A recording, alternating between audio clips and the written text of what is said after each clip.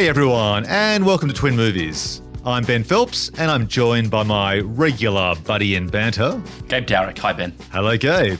And we have a return, a special guest, sound editor Sam Haywood. Welcome, Sam, to the pod again. Thanks for having me. It's a pleasure to have you back. So every year, Hollywood releases two movies based on the same idea. So we ask the big question, which movie did it better? Today we'll be reviewing two action comedy films, both based on pre-existing intellectual property, about dishonoured military operatives led by a cool cucumber colonel who seek redemption and revenge after being betrayed on a secret mission. Wow, I got that out. It's The Losers versus the A-Team. Let the rogue operation begin. So, Sam, this week you suggested this combination for a Twin Movies episode, and Gabe and I hadn't really thought of these as twin movies, but of course they are. Tell us about your loving affection for both of these movies. Well, I really enjoyed the A-Team at the time, and I'm a big comic fan, as I mentioned on the last pod I was on, and The Losers is based off a comic which I collected. And I remember enjoying both these films, and I remember that I felt like The Losers suffered from the A-Team's release, even though neither were huge hits. But I do think The Losers, maybe the title hurt it as well, because it's not a great title, to be honest. But we'll get to that. Yeah, so I love the comic, and I quite enjoyed the movie, and it sprang up as a fairly obvious example of twin movies for me. Hey, Gabe, can you please smash the nerd alert? We have our big comic book fan back on the pod. Yeah, that's right. Is that I'm joking. is that the noise that the nerd alert makes? I've got no idea. You can sound the nerd alert for about 5 things I do per hour, but I just thought I had to try and smash Sam with it then. Fair enough. All right. Let's kick off this episode with an overview of these twin movies and a flashback to our first encounter with them. On the 23rd of April 2010, The Losers was released. Here's the synopsis from the Internet Movie Database. A CIA Special Forces team is betrayed and left for dead by their superiors, galvanising them to mount an offensive on the CIA. So, Sam, let's kick it off with you. Did you originally catch The Losers when it was released at the cinema, and how was that experience? Yes, I did, and it was a pretty good experience because it was fairly true to the source material, and yeah, no, I enjoyed it. It was a romp of a movie. Were you alone in the cinema? No, I think I took my ex-wife, and might be why she's my ex-wife. Gabe. That's all it took. Gabe, was yours a romantic date when you saw The Losers at the cinema, or did you catch it on video on demand? Yeah, as a marriage-ending experience. No, I didn't. I think I must have seen this just on DVD sometime in the early 2010s. It's a good DVD movie. It's not bad. Okay, well, as for me, third one off the rank, I actually caught this for the first time on video on demand exclusively for this pod. This falls into that category of one of those movies I wasn't really hungry to see at the time when it was released, and as a result, just never got around to it. And also, it didn't have great reviews, so it just sort of sat on my when I'm kind of desperate Netflix mental queue. But hey, this episode was a good opportunity to try and catch it. So let's then jump to 11th of June 2010, shortly afterwards, when the A-Team was released. And here's its synopsis from the Internet Movie Database. A group of Iraq War veterans look to clear their name with the US military, who suspect the 4 men of committing a crime for which they were framed. Sam, over to you. Talk me through when and how you first watched the A-Team. Once again, I took my poor ex-wife to see this one at the films, at the theatre. So this is basically divorced by 1,000 paper cuts. Oh, yeah, I'm seeing everything's making sense now. I understand. This is like therapy. Yeah. No, and I enjoyed this one a lot at the cinema. It was a roller coaster of a ride, and it didn't really disappoint me. I've got to admit, I'm a little bit too young to have been into the A-Team when it was on TV in the 80s. My brothers were into it, but Ben, why don't you tell us what that was like? yeah. Old man Phelps likes to sing a song about the time that he was young. Shots fired. Yeah, shots fired indeed. Yeah, look, okay.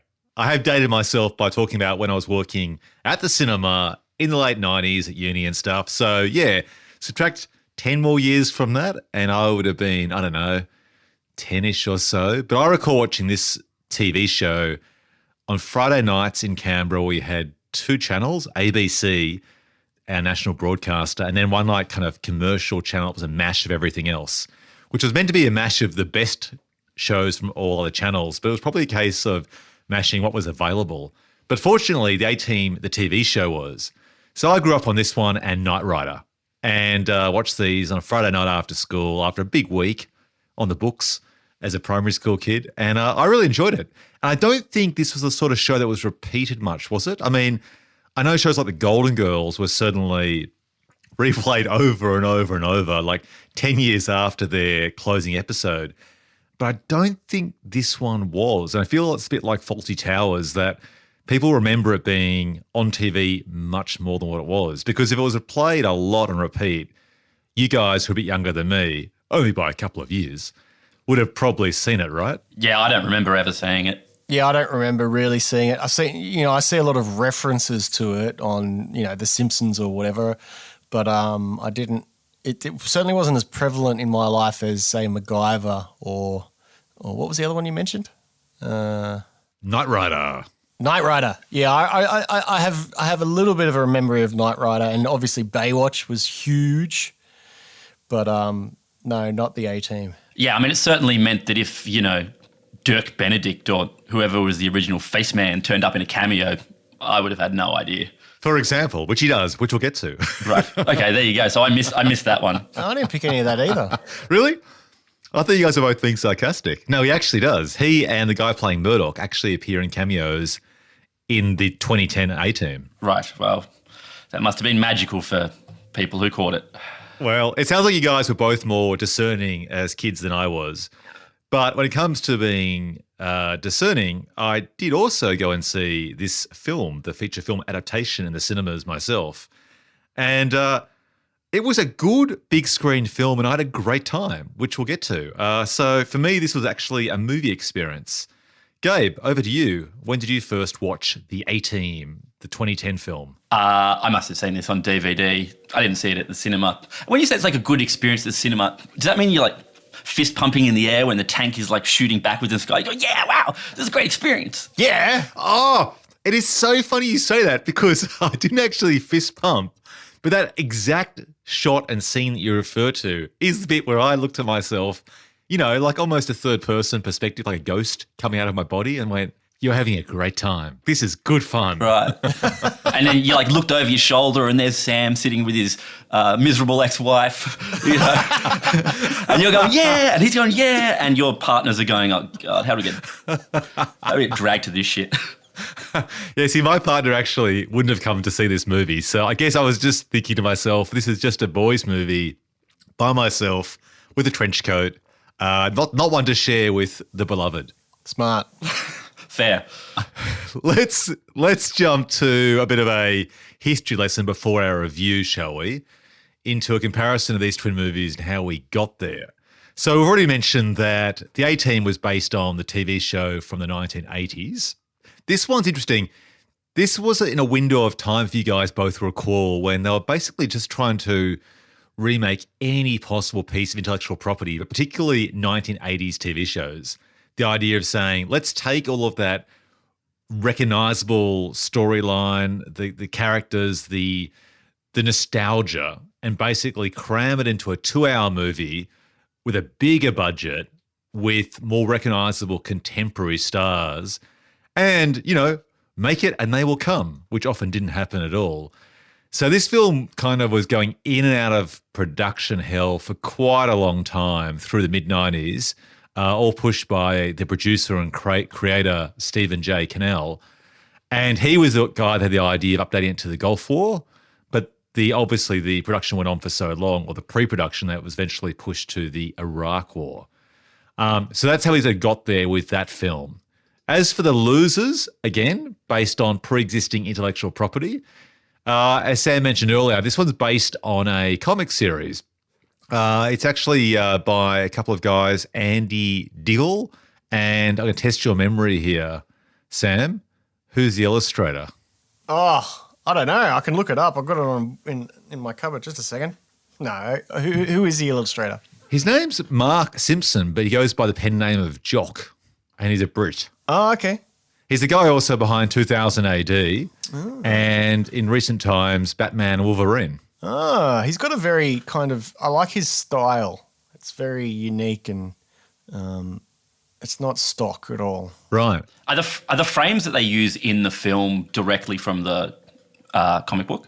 In the opening sequence, I believe it is. In the end sequence, when they kind of cut from a shot to a comic version, that's original. And I'm not sure if that's the same illustrator or not. Right. Interesting. Okay, so it looks like we got to these two films just by, again, serendipity, even though they're both based on pre-existing stories and characters, essentially no competition, and they just came out by sheer coincidence within about 2 months of each other. So let's jump to our review. Let's start with the first film that came out, The Losers. So Sam, I'll throw it to you. Did you like it? What worked for you about this film, and what didn't float your boat? I did like it. I liked it a lot. And it was interesting watching it a second time in comparison to the A-Team because I wasn't effectively pitting them against each other the first time I saw them. But this time, obviously, I was conscious of that. I found I really liked how efficient the opening act was. And it set the stakes at a far more moral kind of level where, like in that opening sequence, they have to save the kids from the impending bombing of that compound, and it really sets them up as good guys straight away. Like they're not after money. They're not doing it for any. They just got to save those kids. And overall, the state, there's these crazy supersonic nukes that they've got to stop, and the villain was very cartoonish and Bondy, and I like that. I don't want to have to. It just felt very efficient and very easy to follow. I like a movie that's easy to follow. I do. I mean, yeah, totally. Compared to the A-Team, which I'll get into a bit later, but it didn't have too many strings. It was just like, oh, okay, well, these guys are very obviously the goodies, and obviously there's a double cross in there, but that's fun. I didn't like. I think this fell into. You've spoken about this before, Ben. I feel like this film falls in that period where they hadn't quite got the digital cameras right yet, and it does suffer from that video look a little bit. Some of the CGI is a little bit average. I feel like the budget probably wasn't quite as high as the A-Team, although it must have cost a fair bit still. What else did I really liked? There was I was watching it and I was like, geez, there's a lot of nice watches in this film. All the characters are wearing quite nice watches. And then at the end, spoilers, Max gets rolled for his watch, which was quite fun. Yeah, I really enjoyed The Losers, and it had quite a diverse cast as well, which I think was natural. It wasn't shoehorned in. Apparently, this film actually features like one of the top 5 rewatchables on Watch My Watch, this weird fetish watch site for people who are obsessed with like men's wrist jewelry. Is that right? No, I made that up. Oh. There's a very specific shot of his watch. I think it's a Breitling or something. It's a very specific shot of his watch, and it's a very nice watch. Yeah. There's just not enough shots of Chris Evans' feet to really hit that fetishistic. Yeah, Tarantino might have the fetish with the toes and so on in all of his movies, but for Sylvain White, the director of The Losers, it's clearly men's jewelry, particularly watches. Yes. I'll have to look at his episodes of TV that he's directed since and see if he kept that flourish up. So conceptually, Sam, you got this film. Is it the best version of a CIA forces team that are portrayed, that are left for dead? Like, does it maximize the most of this concept that it shares with the A-Team? I think it does it better than the A-Team, to be honest, but I don't think it's the best version of this film. I can't think of any other versions off the top of my head. Well, what do you guys... The Specialist, that 1994 Sylvester Stallone movie, basically has the exact same opening sequence. Right. Where Stallone and James Woods are off on a mission in sort of South America somewhere, and they're planted bombs to blow up a compound, and then kids arrive and they're like, we can't do it. And Jimmy Woods is like, we got to do it. And then the kids get blown up or whatever, and then Sly becomes a rogue operator. I like it. That sounds great. I'm into it already. Yeah. Actually, Gabe, hearing you describe that, I feel like these two films are just doomed and will get bad reviews from you, because if The Specialist has Stallone and James Woods in it, and it's the espionage thriller genre, like what could possibly compete with that film for you? Well, that's right. That's right. Rod Steiger, Eric Roberts, Sharon Stone. I mean, Eric Roberts. Oh, wow. Okay. It's raining Gabe classics. Yeah, that's right. So unfortunately, everything will be compared to The Specialist. And later when we do awards for these movies, I'm going to include The Specialist in mine. Before I throw it to you, Gabe, Sam, I'm dying to hear what you think about something you hinted at before, and that is this film perhaps suffers from being in that window of early adaptations where there wasn't quite confidence in adapting source material from comic books or graphic novels into a movie. What do you think about the visual attribute where they take essentially frames of characters and they transform or morph into the comic panels and back again, and have the same sort of font as a comic to alert you to particular destinations and the names of actors behind the characters? Like, it's really leaning very heavily into saying this is based on a comic property. What are your thoughts on that? I love it. I'm into it. Especially like, oh, we're in Miami now. Great. Oh, we're in Dubai now. Great. I know where I am. I don't have to think about it. I can just go along for the ride. All right. Well, let me put it this way. You've got The Hulk, right, which came out in 2003, I think. And that film actually has storyboards on the screen where you actually have the screen divided up like a comic book panel, and the camera will kind of zoom in or the screen will fill the frame and it becomes a movie, right? And several shots where you'll see, like, say, a cactus, and the cactus is drawn like a comic, and then it kind of morphs into a real cactus, pull back, and we're in a desert location. I love it. Let me play devil's advocate to this, right? Okay, I get what they're doing. And I think if I was Ang Lee back in 2003, who may not have the same affinity in history to comics as others do, and he's thought, okay, I need to make this film Hulk serious, and perhaps Sylvain White, who has a great appreciation for this particular series, The Losers, thinks the same thing. I want to really tie it to its DNA. It can't stand alone. But isn't that kind of a bit like taking, Mary Shelley's Frankenstein, right? And in the movie, kind of like trying to infuse it with Arial 10 font and parchment paper texture to try and say, oh, this story is based on a book. Therefore, we will infuse the visuals with a sense of literature. But lots of great movies do that. Yeah, but look, I know the comic book has the visuals, so I get the idea of trying to marry the visuals of a story to the visuals of a movie, which is a bit different from trying to marry the words on a page to a movie. But why do that if you're adapting it? Why try and straddle worlds rather than just say, you know what, take the source material, we've got it. We may cast actors that look the same or may not.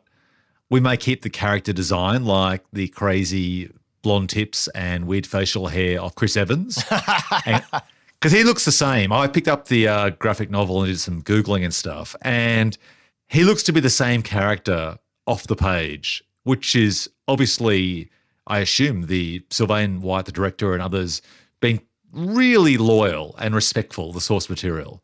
And that I actually understand and get, much like you might try and represent Dracula or Frankenstein to be similar to the source material on the page. But why kind of mix the or fuse the visuals? Like, why do the paneling on screen? I'm not totally against it. I don't hate it. I'm just trying to interrogate why do it. Because if you look at Marvel movies, there's no sense that they're trying to bring the comics alive. You know, they're just adaptations. So there's no need to try and show the paneling from the comics, even though they actually might use the same poses and stuff. I don't know. They're mostly two-dimensional characters. That's pretty comic booky. Oh, Shots fired again. Boom! More shots fired. Yeah. Go have another coffee, Gabe. Jesus Christ. Look, Watchmen, a great example, right? Zack Snyder's Watchmen, and also Batman v Superman. Like, both those films have shots that are pretty much tributes or copies, depending on your interpretation, to the source material, like the framing of a character and so on. Oh, massively. Yeah, both Watchmen and 300 very much take, like, it's the comic book was like the storyboard of the movie. Yeah, right, okay. But they actually don't infuse with anything more than the font from the page, do they? Like, Yes, but what about the Watchmen TV series where they very often had the font from the yellow font from the books to at the start of a scene, they'd have it on the screen, and they'd. Do you remember? yeah, and I don't mind the font. It's more like when they basically do that morph between Right. a comic book panel where you see the cartoon character, Right. the drawn illustrated character, and then it kind of like morphs into real Chris Evans or something like that. Yeah, I don't know. It's a. I think because that particular comic has such a bold style, I think they just really wanted to lean into that. Yeah, okay. Sin City is probably the best example of a movie which is super, super true to the books in that every line of dialogue is about just lifted from the page, and every camera angle is that of the book. So it doesn't. Although and they did do the similar thing with the Yellow Bastard. He's coloured in yellow and everything else black and white. So I don't know. I think it's a choice, and the best bit of advice I ever got from filmmaking was you've got to mean it, and whether it works or not, if you mean it, then at least you had a crack. Nice. Yeah, I agree with that. And I actually think Sin City does mean it, and so does Batman v Superman and Watchmen, in that they really commit to it so much they're basically replicating in live action some of those frames. Whereas I think in Losers, my personal opinion is that because it's such a naturalistic storyline, he's trying to tie it more to the comic by having those drawn panels in the movie. Whereas the other three films, Sin City, Batman, and Watchmen, are so stylized, you can just bring them alive in their own world and it works. That's just my personal take. Yep. But let's throw it across to Gabe. Gabe, what are your thoughts about The Losers? I'll look broadly. I like the movie, but I am here as a total advocate of Jason Patric as Max. Frankly, I don't really want to talk about anything else. This dude, as Sam described it, is having a hell of a crack. He's giving it a red hot go. He's by far the best. He's going for it. Hey, mate, I'm a huge fan of every choice he makes in this movie. It's great. Any moment he's not on screen, I'm like, just bring Jason Patric back. Wow. Okay. I hated Jason Patric in this film. Fuck. I hated it. I hated it. Oh, he's so great. He's so great. It drove me crazy. And as I'm watching it, That's the best. I knew at least Gabe, and now Sam's also joined in, would say he committed to a choice and you respect that commitment to a bold choice. My response would be he did commit to a choice and it was a bad choice. Not only is Jason Patric not in the same movie as anyone else in this film, he's on a different planet. And I'm just thinking to myself, is it because the director, who's French, didn't speak good English and thus couldn't decipher or distinguish a good performance from a bad performance? Or, let me say this, a consistent performance. What do you mean? But you're working off the assumption that it's not a good performance. I'm telling you, it's fucking great. And there's no movie. You pick any movie that wouldn't be improved by just dropping this character into that movie. Jeffrey Dean Morgan is playing a naturalistic character, more or less. Zoe Saldana is as well. In fact, they all are. Chris Evans is sort of like a little bit elevated. So they're playing it more naturalistic. And the director himself did say he was attracted to this property because it was, in his words, a grounded story with like real characters and real moral choices set in a real world, right? And I guess he was trying to replicate that in the film as well, given that was his original attraction to the comic. But then how do you reconcile that with Jason Patric on 400%? Like, we're watching this film and I'm watching the character of Wade, played by Holt McCallany, I think it is. Oh, yeah, great. Yep. He is looking at him and I feel he's going, what the fuck is this actor doing? Yeah. He looks perplexed. Jealousy. Jealousy. And I feel like the camera is capturing a true internal reaction to this.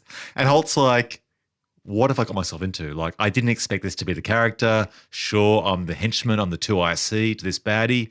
But someone, like, what's going on? Like, I feel like he's like desperately eyes darting off screen to the director saying, should we go for another take maybe? Just, tone it down, like one for him, one for you. I was perplexed. And to me, Jason Patric, brace yourself, boys, ruins this movie for me in what I otherwise have enjoyed. Oh, my God, no. Yeah, totally. That's right. No way. He makes this movie. I won't sit here and have you besmirch That's right. Officer Alex Shaw from Speed 2 Cruise Control. All right? There'll be so much besmirching. I will besmirch over the besmirching. Like, so in Speed, right, to Cruise Control, I actually think he's actually pretty good in that film. He's more grounded, but... Oh, he's great. He's great in Sleepers. He's great in The Lost Boys. Yeah, so is the problem here for me, and maybe not for you guys? There is no problem here. I said for me, not for you. Is the problem...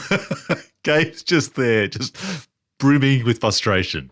Is the problem here for me in that I think this is an actor who is best playing heroes, protagonists, and has been asked to play a villain here. And when a character or an actor wants to kind of stretch themselves and do a different genre or go to playing a baddie instead of a goodie, to avoid being, too narrow cast. I think he has said to himself, this is my chance to finally be a baddie, and I'm going to go full on baddie. Like you mentioned before, Sam, like a James Bond villain. Absolutely. And no one reined him in, which you guys both like. I love it. But I don't get it because don't you feel he's in a different movie to the rest of the cast? No. Oscar Giannato, who plays Cougar, he's they're all caricatures of their. Oscar is sleeping the entire film. I can't. Yeah, but that's his character. No, but that's what I'm saying. He can't overact because he's basically so muted. Sure. That there's no opportunity to kind of like go OTT. I don't get it, Ben. Were you watching a different movie? Because like Jason Patric is big, but like Chris Evans and his fucking stupid Honest Abe beard, that's not some small choice. It's not. I don't, all the bits where he's like doing gun hands and then Oscar Nada like shoots them from the distance, or the planes, like Jeffrey Dean Morgan stands in front of an exploding fucking jet. I love that scene. Like 4 feet away and just stand, like this movie is full of redonkulous stupid shit. Yeah. What? It's not quite as redonkulous as flying a tank, but it's up there. That's right. Were you somehow watching, like, what's a strip back? Like, Soderbergh's Haywire. It's not like they dropped fucking Jason Patric into that. This movie already feels dialed up. It felt like it fit to me. It's not Patriot Games. Nice. Look, as someone who enjoys those Tom Clancy films, I agree. It ain't no Patriot Games. But I walked into that one. But I will say this. You're right, 100% right, Gabe. Like, there are so many beats in this movie that are just so over the top. Like, that scene with Jeffrey Dean Morgan, who plays Clay, basically just sort of playing chicken with a speeding motorbike and a plane behind him. It's like double chicken. And there's a ridiculous explosion. And not only is it not the cliched, I'm walking away from the explosion, he's actually facing the explosion as the plane, just bursts into flames within meters of him. However, that's the director in my view, actually dialing up to 400% for the staging. But Jeffrey Dean Morgan isn't particularly acting at that Patrick, that Jason Patrick level. That's a director. Now, Chris Evans, I agree with. He's big, and I would say he's somewhere between the rest of the cast and Jason Patrick. But the rest of them, like Idris Elba and stuff, they're not going big at all. Like Columbus Short's just playing a pretty regular character who wants to get home and seeing his baby. I don't think everyone else is at the same level. That's my problem. It's inconsistent. The rest of the cast aren't as awesome as Jason Patrick, and there's a reason why he's been given great performances in iconic movies. And Jeffrey Dean Morgan, who I like, was a villain in that movie where he terrorized Hilary Swank by hiding in the crawl space. Like, And he was also in Grey's Anatomy. Oh, was he a main cast member, was he? For a little while, he was a dying patient that Katherine Heigl's character falls in love with and marries just before he dies. Let me say this about Jeffrey Dean Morgan. And maybe this will come up in the awards down the track.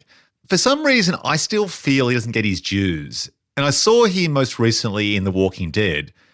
And I don't know, I just find him incredibly charismatic. There's just something, I find him very naturalistic. And obviously, he's a great anti-hero because he has that kind of brooding malevolence. Ooh. I think that makes him, What if Jason Patrick was playing Clay and Jeffrey Dean Morgan was playing Max? okay, I'll go you one better. What if Jason Patrick played everyone? So is it like that Bob Dylan film, You're Not Here, with Jason Patrick playing all the characters? And it's called The Jason Loses. I like that. So the sex scene between Jeffrey Dean Morgan and Zoe Saldana, which is now just between Jason Patrick and Jason Patrick Electric. No, it's more like Eddie Murphy's The Nutty Professor than Bob Dylan, which had multiple actors playing the one character. That's true. Or is it like that scene from Being John Malkovich, where John Malkovich is in that restaurant? He's dressed as several women and so on with fake breasts. Jason Patrick is everyone. He is Zoe Saldana. I like it. Nice. Let's say that for the sequel pitch. Okay. Any other sort of thoughts from either of you guys? Gabe, you haven't quite answered that big question for the Twin Movies pod. Like, is this sort of like the best execution of the concept about a betrayed CIA team? You know, a group of anti-heroes? Well, I mean, I feel like that movie's been made quite a lot of times. Look, I have to say, I've seen The Losers a couple times now, and I enjoyed it a lot more than I remembered when I watched it. And interestingly, I know you guys mentioned a budget earlier, and I won't say what the budget for this film was yet because I don't want to spoil that for later. But for the amount of money this movie cost, it's pretty fucking good. Like, it's pretty amazing. You know, it doesn't reinvent the wheel, but it's just a darn good time. It's efficient. It's a very efficient film, I think. I really liked it.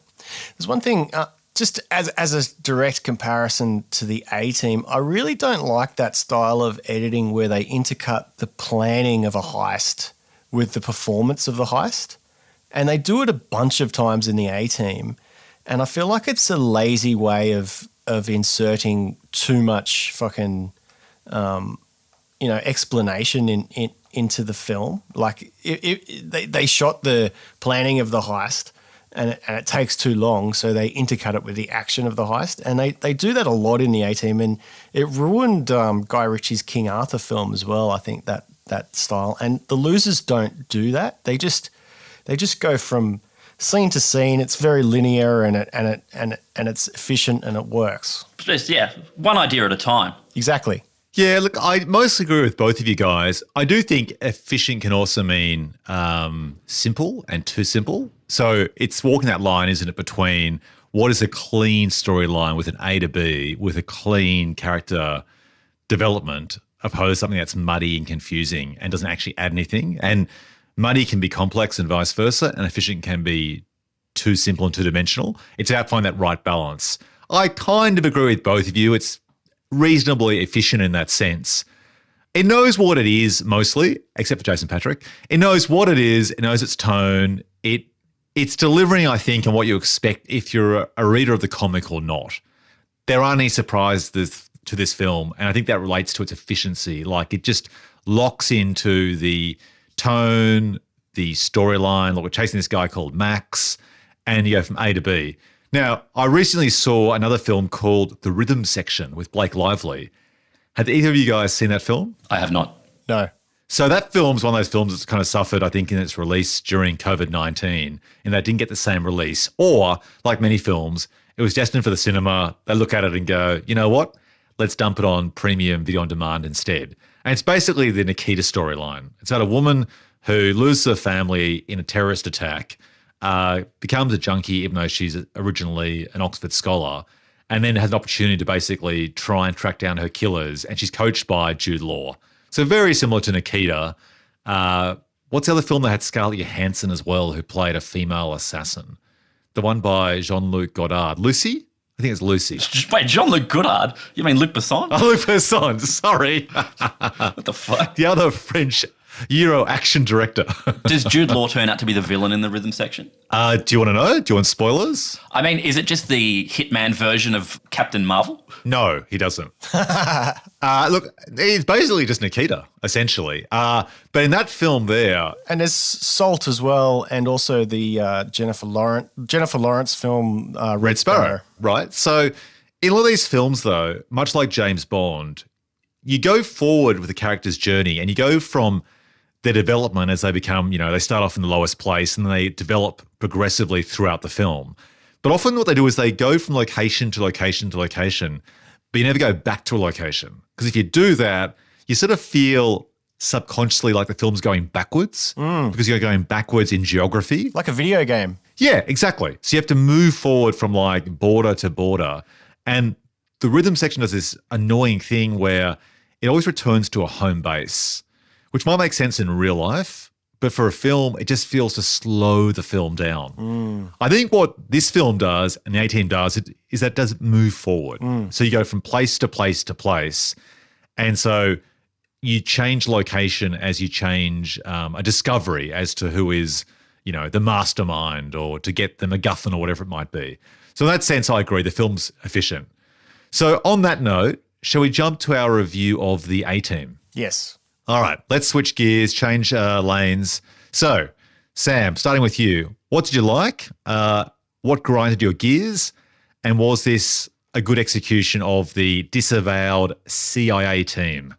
Yeah, so I liked it a lot when I saw it originally, but not so much on the repeat viewing just the other night. I have mixed feelings about this film. I found myself detached in the drama scenes and not very engaged, but then I couldn't help but getting pulled in and becoming invested during the action sequences.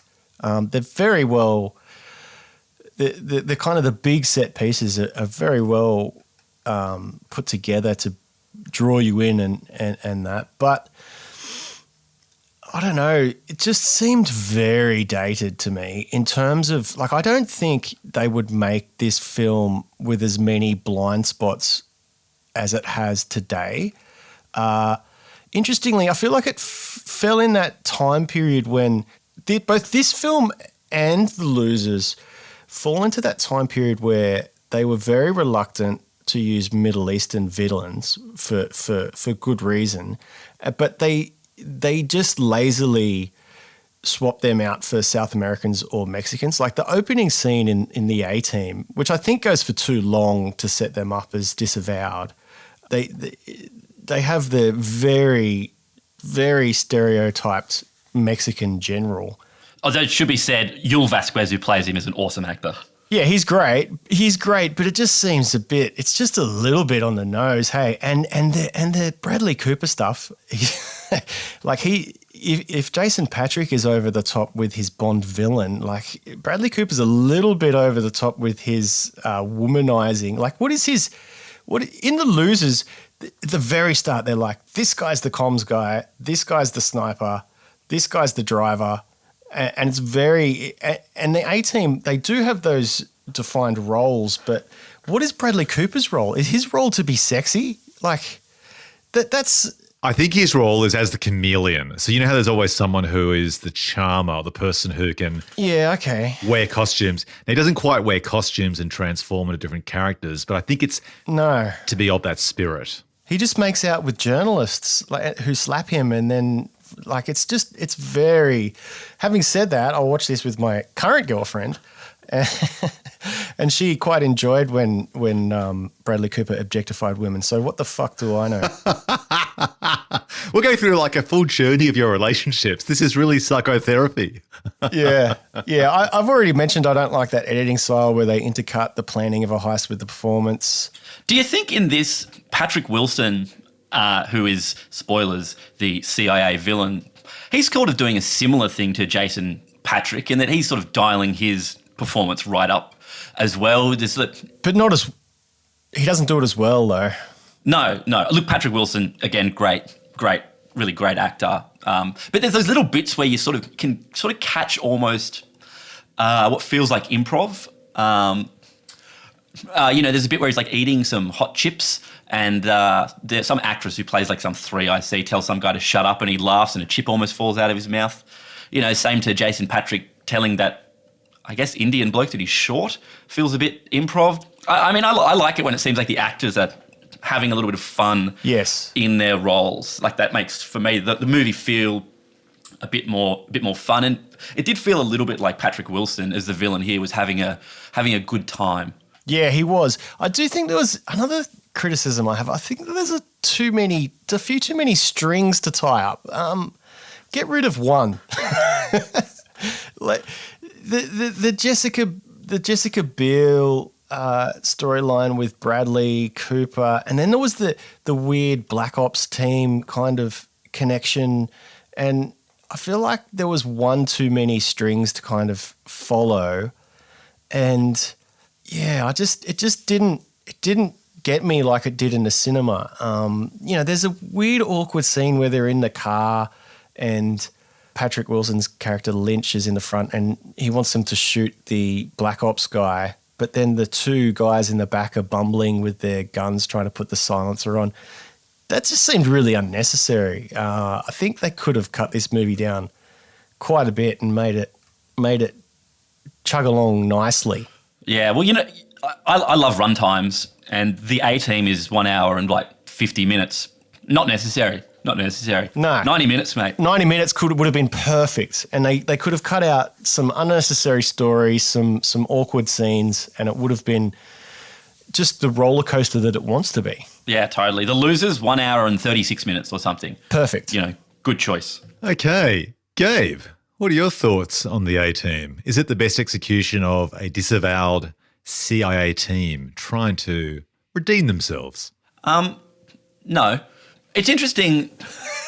I guess, when movies are sort of so over the top and ridiculous, I guess like this one is, we talked about the tank sequence where they sort of stop a tank from crashing by firing its cannon to, give it, I don't know, make it fucking float or some shit.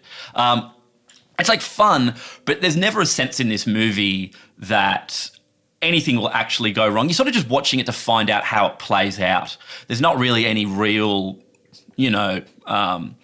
suspense or anything. I mean, like, even compared to a movie that's not quite like this, but is another Joe Carnahan movie, Smoking Aces. In Smoking Aces, you're never quite sure who's going to live and who's going to die and how it will all, at any moment, any of the characters will get killed, and they sort of do that by shooting Ben Affleck early. Yeah, Ben Affleck's dead.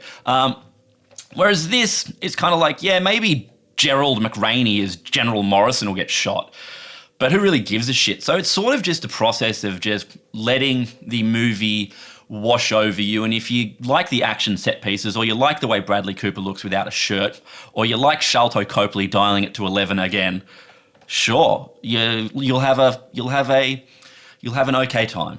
But there's never really a sense of danger or true suspense, or anything like that. So I don't know. It's kind of it is what it is, and it does it fine. And everyone seems to be essaying their parts with just enough panache, except I suppose Quentin Rampage Jackson, who fucking great UFC fighter, but the one character that in the original was like Mr. Personality, sort of unfortunately as B.A. Baracus isn't great. Yeah, he doesn't have the charisma, does he? Yeah, I mean, Mr. T was a charisma machine, Machine. So yeah, I mean, it's okay, and it does have a couple of those memorable set pieces, but it is what it is. I don't know. What do you reckon, Ben? Well, Gabe, it sounds like you pitied this fool of a movie. Very good. Very good. Pitied this fool of a movie? That's the expression that B.A. Baracus used to say before the A-Team. I pitied a fool. And he brought it into the movie as well. And he actually... Oh, I see. The Rampage Jackson says the same thing. He has the tattoos on his hands. That's right. Well, when we meet Rampage Jackson, he has pity on one hand and he punches someone in the face. And then he has fool on the other hand and he punches him in the face with that hand as well. But where's the? Well, you don't want to know, Gabe. Yeah. I agree with Gabe. There's one thing I was going to say. So the opening action sequence, which is absolutely ludicrous, maybe a little bit racist, but totally awesome. That's a weird combination of words.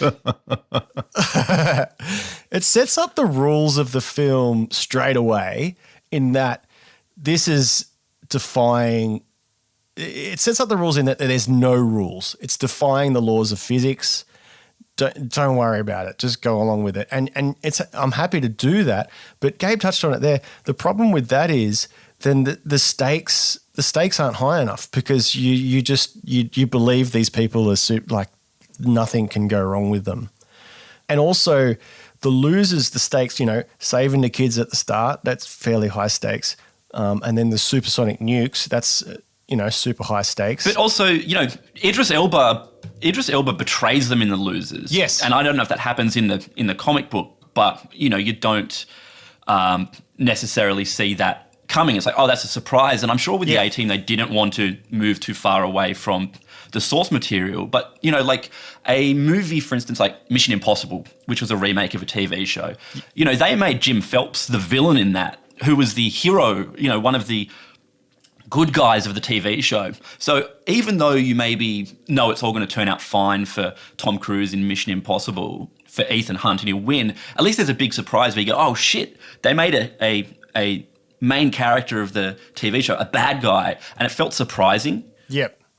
And the other thing with the A-Team is they're not trying to save the world or anything. They're not trying to stop a nuclear explosion. They're trying to retrieve some fucking currency plates. I don't give a fuck. It makes me feel like they're just as bad as the baddies, sort of, or they're playing the same game. It's just this kind of shady world that they're a part of.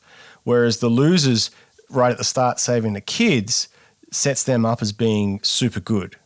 Like these are the guys. Yeah, I suppose if you're going to do the concept of a group of people that have been disavowed, right, and they have to try and clear their names, so they're going to act in a certain way where the villains for them in the movie will be the force of authority, the CIA, right? Because that was once their home, and now that's actually their place of, they become the villains.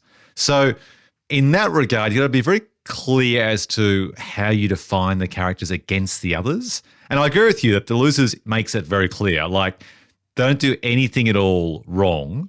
So they're not anti-heroes in the sense that they actually are sort of walking in the moral grey area. They're trying to do good, and then they, through no fault of their own, are basically ejected from the comfort of the CIA and to find their way back, which might involve actually shooting people. But even when they shoot people, they kind of tend to shoot the private contractors. They sort of have these private contractors attacking them, which means it makes it very defensible that they shoot those other soldiers because they're just sort of, money-hungry ex-government thugs.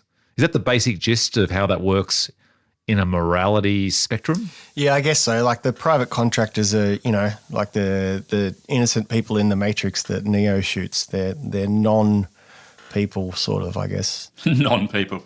Yeah, that's a really good... They're stormtroopers. Yeah, that's a really good analogy, I think. Like you don't feel too bad for them because they're sort of defined as being, nothing. They're not clearly good people, not clearly bad people, but definitely not goodies themselves.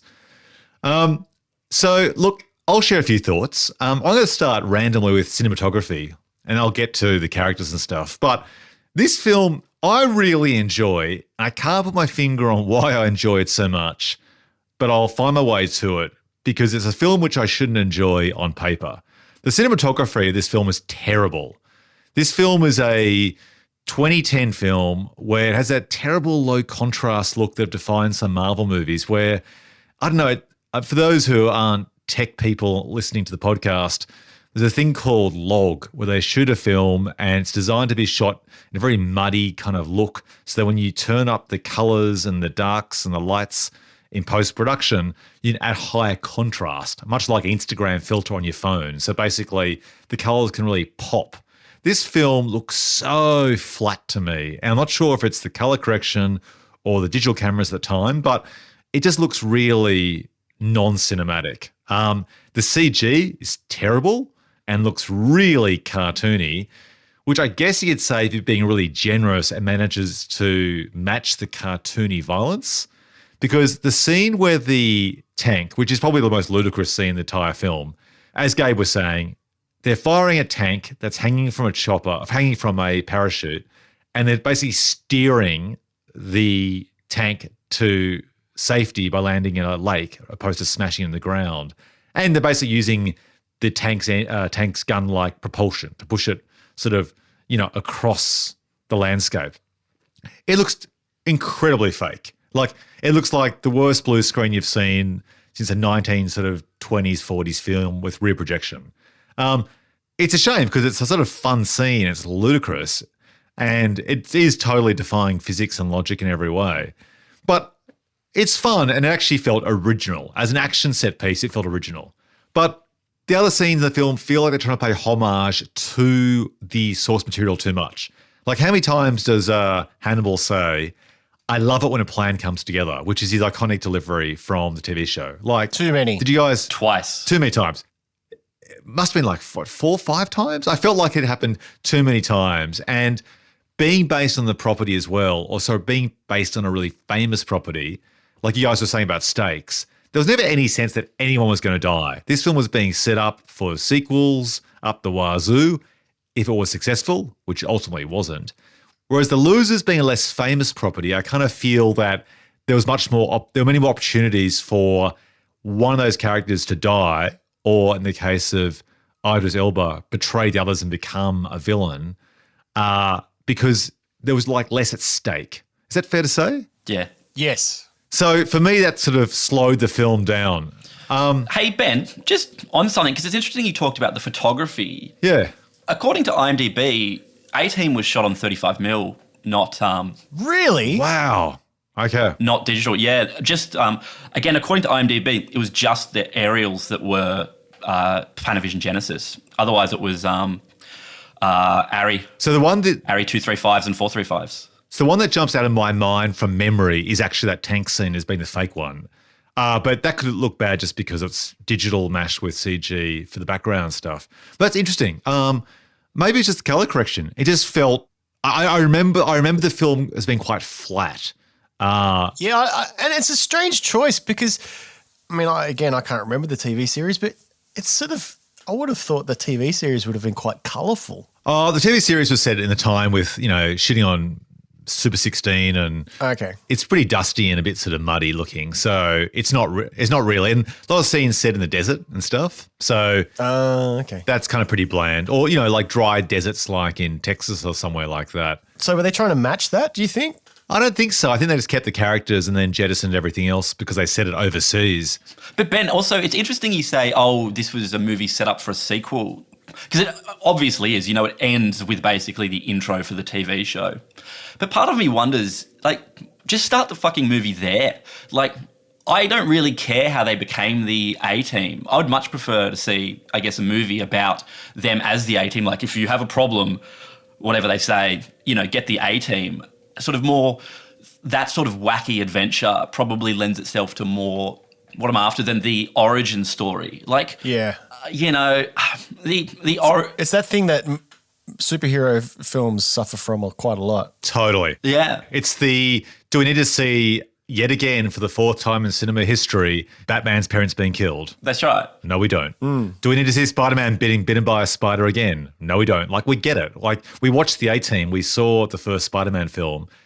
Just jump ahead. That's right. And I know this movie isn't a superhero movie, but I mean, these characters are essentially superheroes. They have essential superpowers. I mean, Bradley Cooper is like irresistible, like so irresistible that he can get anything from anyone. Sharlto Copley is insane. Oh, look, he's crazy, but he's also like an amazing pilot and stuff. Like, they can't fly and they don't wear tidy whities over,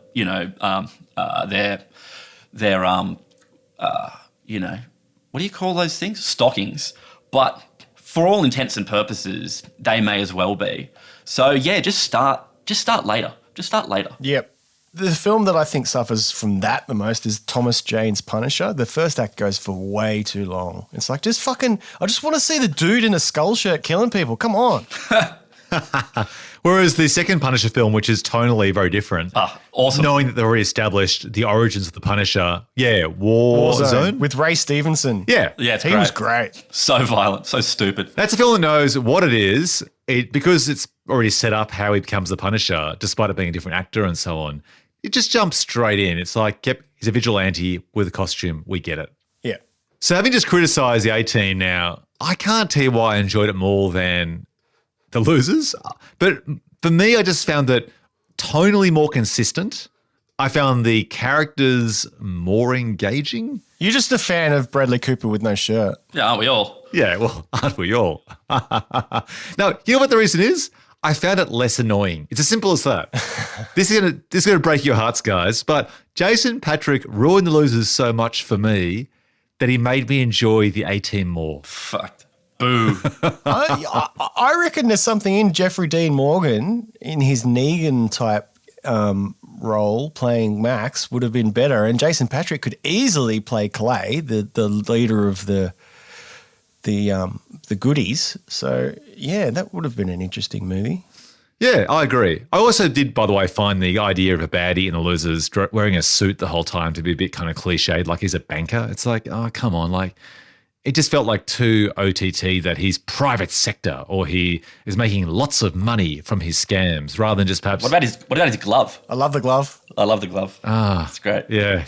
And there's that one scene where he's smoking opium with all the bikini clad Indian girls. Oh yeah, and he says to the girl, "Stay wet in the pool." Yeah. Bizarre. Oh, that's got to be up there for best lines. Where is it? Okay. Any final comments, guys, on the A-Team before we move on? One thing I found that was, I think, and it was intentional, but one thing I found a little bit on my nose was how reverential they were to the army. And I know that's probably, it sets up the whole thing with the general, but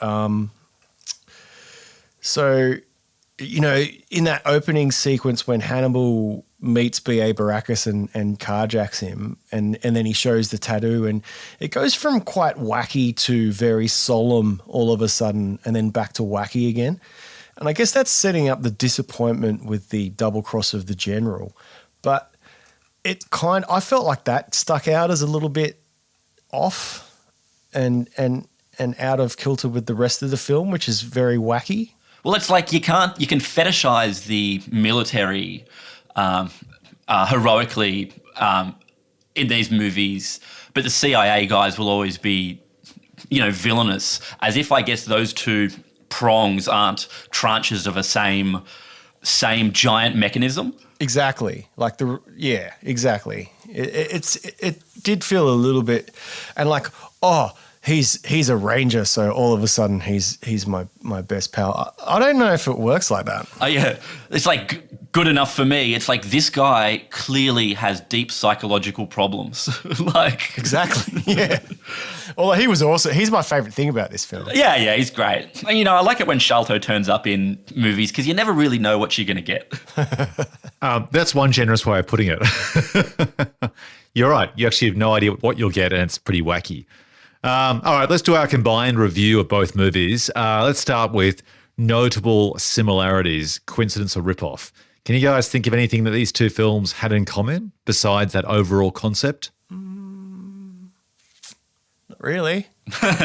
No, they're pretty different, aren't they? Okay, let's go to which film has aged better. I think The Losers aged better, and I think that ages better because it is naturally, and not to be too woke, but it is naturally inclusive, very organically, and the A-Team isn't. As it's got some blind spots, and I think those blind spots date it more than The Losers does.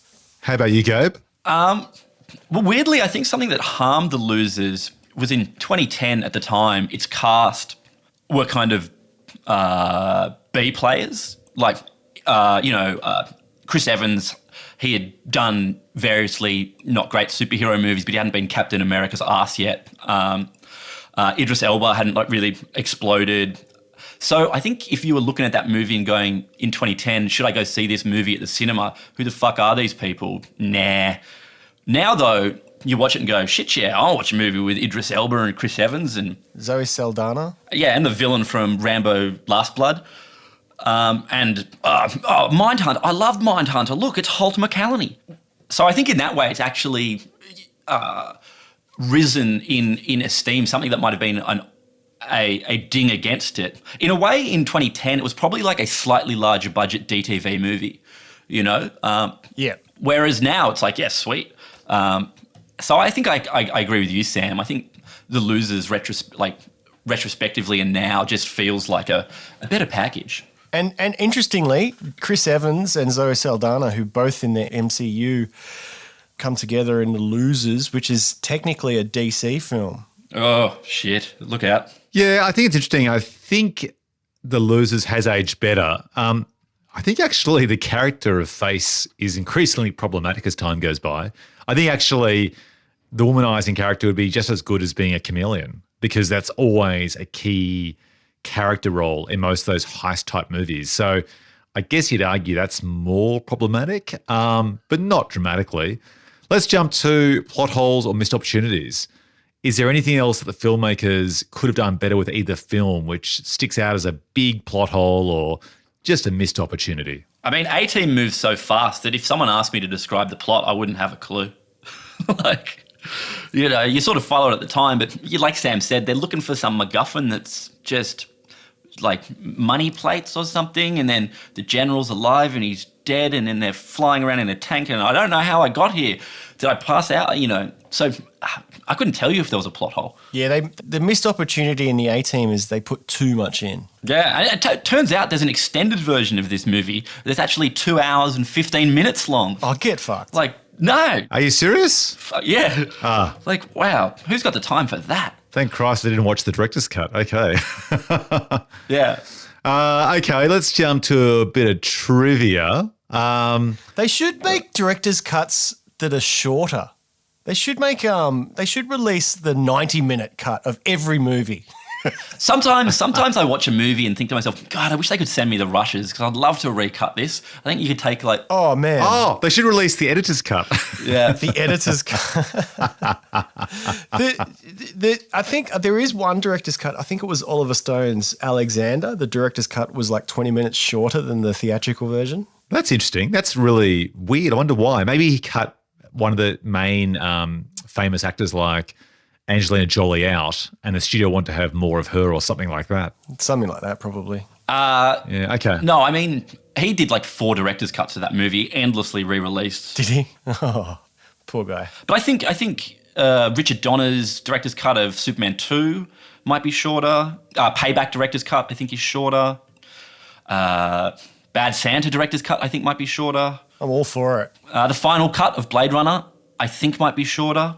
Yeah, okay. What about Apocalypse Now? What are the various versions of Apocalypse Now? How does that play out? No, they all get longer because they keep banging that fucking terrible sequence where they go to the French plantation in, which is fine as a DVD extra, but God, it ruins the pace of that movie.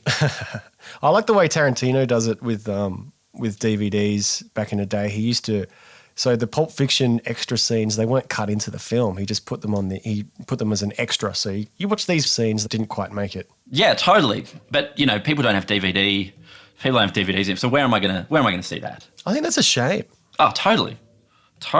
I think it's a huge shame that if you're a film student right now, like you're at TAFE or uni studying how to be a filmmaker, you just can't learn from directors' commentaries and behind the scenes making of as you used to be able to. Whereas there was that glorious time with Laserdisc and DVD where that was just the reason you actually bought the hard disc medium. You bought it to actually listen to the director's commentary, to watch the behind the scenes. Like, I learned more about filmmaking watching the Matrix DVD and films like the Heat DVD set, the double set, than I did actually when I was studying it. And nowadays, you watch all those films from the comfort of your own room really easily on a streaming service, but you can't get those deleted scenes or behind the scenes in the same way.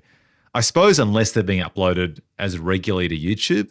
But I think what happened was once Ben Affleck started criticising the making of Armageddon, they started kind of releasing behind the scenes vignettes and so on that were much more promotional. Whereas in the early days, the actors would speak much more candidly on the audio commentaries. The behind the scenes were a bit more objective and not as much about the promotion of the film, but just like a genuine geeky insight, which means they often criticised the film or maybe didn't show the actors or filmmakers in the best light, but at least it was sort of more realistic. It was like a podcast. Yeah, totally. Exactly. Yeah. And funnily enough, apparently a lot of directors now are releasing podcasts of their audio commentaries. Yes. Like Rian Johnson did with The Last Jedi, where... And you can sync them up. Yeah, which is cool. That is cool. All right, let's jump to casting woulda, shoulda, couldas. So let's start with the losers. Apparently, Tim Story, he of the Fantastic Four films in the early 2000s, was initially announced as the director of The Losers in 2007, and he thought it'd be a good chance to move from one comic property to a more naturalistic comic property.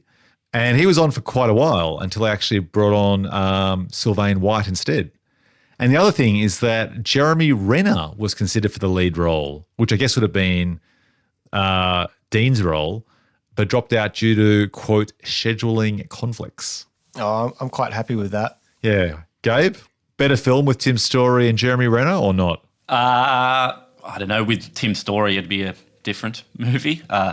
Jeremy Renner is the lead. Yeah, I could see that, I guess. I mean, Jeffrey Dean Morgan looks great in a pair of aviators and an untucked white business shirt with a suit jacket. So I don't know how you can top that. I feel like Jeremy Renner would be better as Chris Evans' character than Jeffrey Dean Morgan's character. I agree with that. Yeah. Over to the A-Team. Apparently, John Singleton was originally assigned to direct, but in 2008 he pulled out. But get this, when he was going to direct, the original cast included Mel Gibson as Hannibal, Christian Bale as Face, Jim Carrey as Murdoch, and either Dwayne "The Rock" Johnson as BA or Ice Cube. Oh, I want to see that film. I want to see that movie. That is the movie I want to see. Oh, talk about missed opportunities. Jeez. Yeah, that's great. I really like that cast. Gabe? Yeah, I mean, I'd love to see that. I know Mel Gibson's is a little spicy these days because of his various racisms. But yes, but this was 2010, so it's fine. That's right, different time then. But fuck, Ice Cube in anything, awesome. Yes. Desolation Williams. Ice Cube would have been a better B.A. Baracus, I think, and I do love Rampage Jackson, but someone with a little bit more chops would have been better. How about The Rock, who was tagged as BA? I don't know about The Rock. I don't think he'd look good with a mohawk. No. He's too big. He's a little bit too big. Yeah, that's right. That's right. Yeah, I think you're right. Yeah. Okay. Let's jump to Spot the Aussie. Now, I can't think of any in either film. Did you guys spot any Aussies flexing?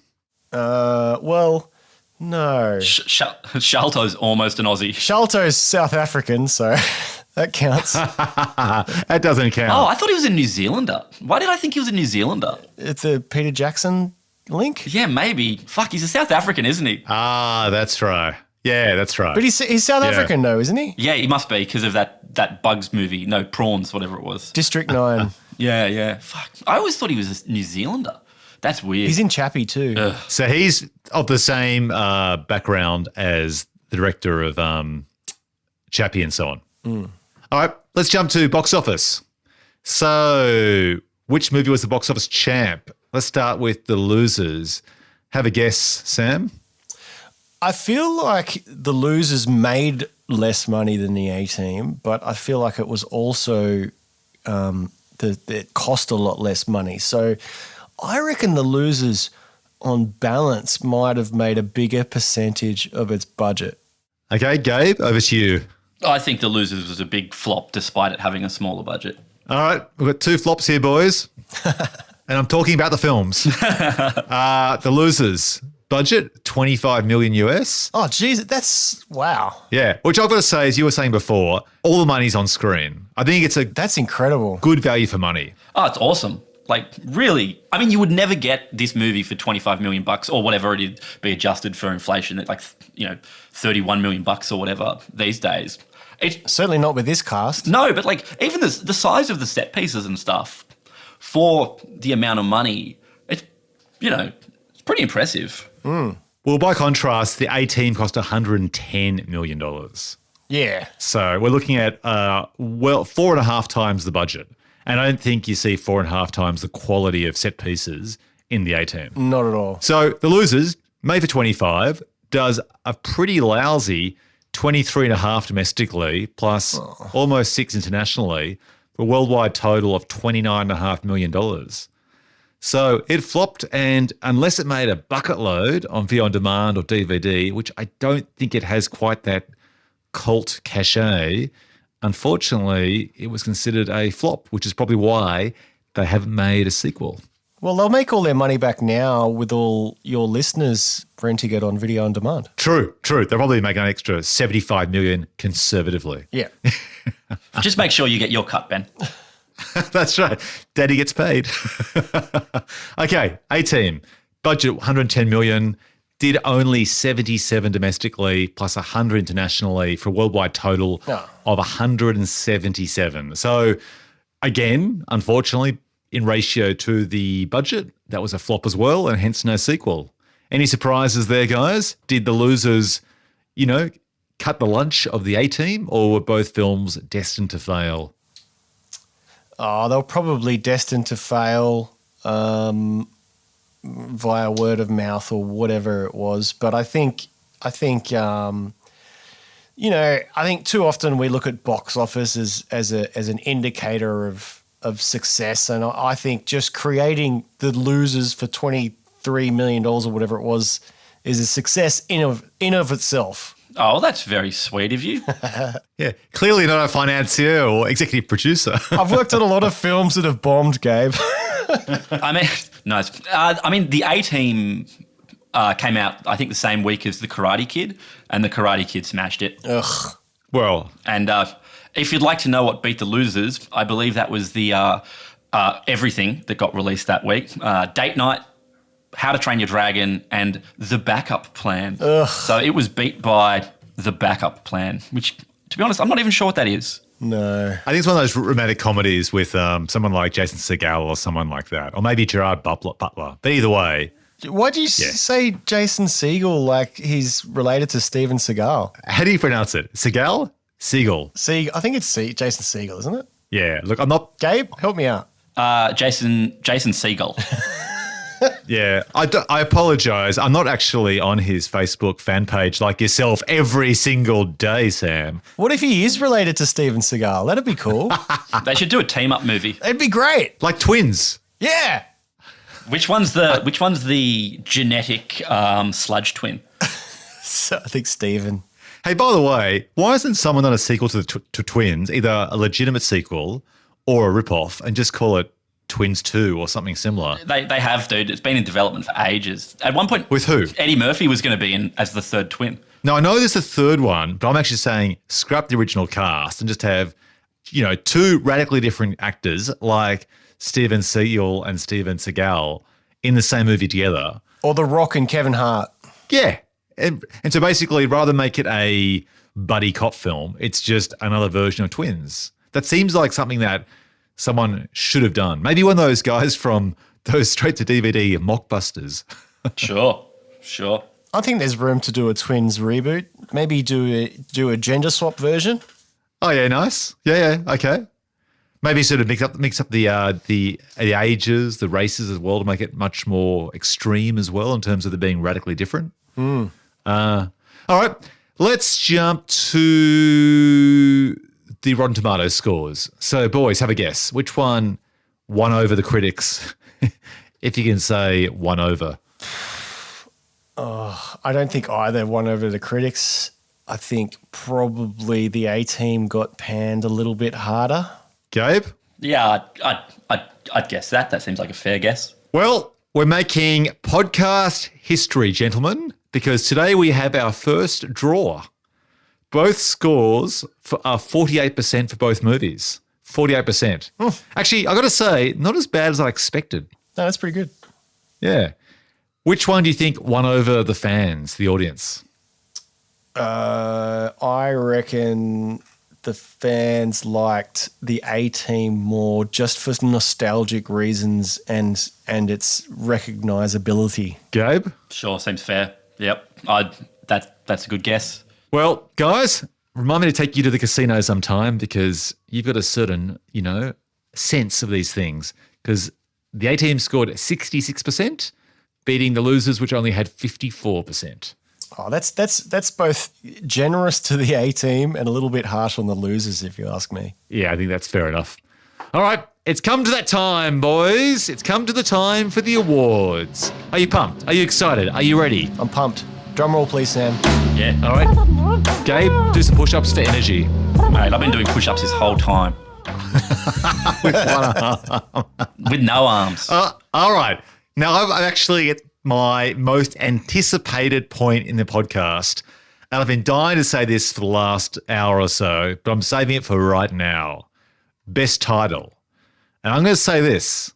The Losers is a great example of a terrible title which just sets you up for failure and just writes that line that a film critic or a comic critic's going to write when they look at your story. Yep. I get why it's called it in theory, but there's got to be one of those Rule 101s of thinking up a title for your property, for your book, for your movie, for your comic, and don't use a word that makes your film sound like a loser, such as The Losers. Yep.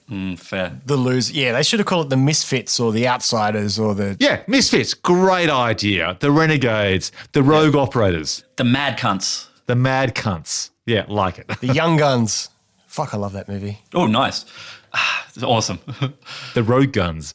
So I think we have to agree that just by default, the A-Team wins, right? Hey, is there a twin movie for Young Guns? Because I would jump on that podcast 100%. Fucking oath. Oh, yeah, okay. Let's park that one to the side lane and do some research.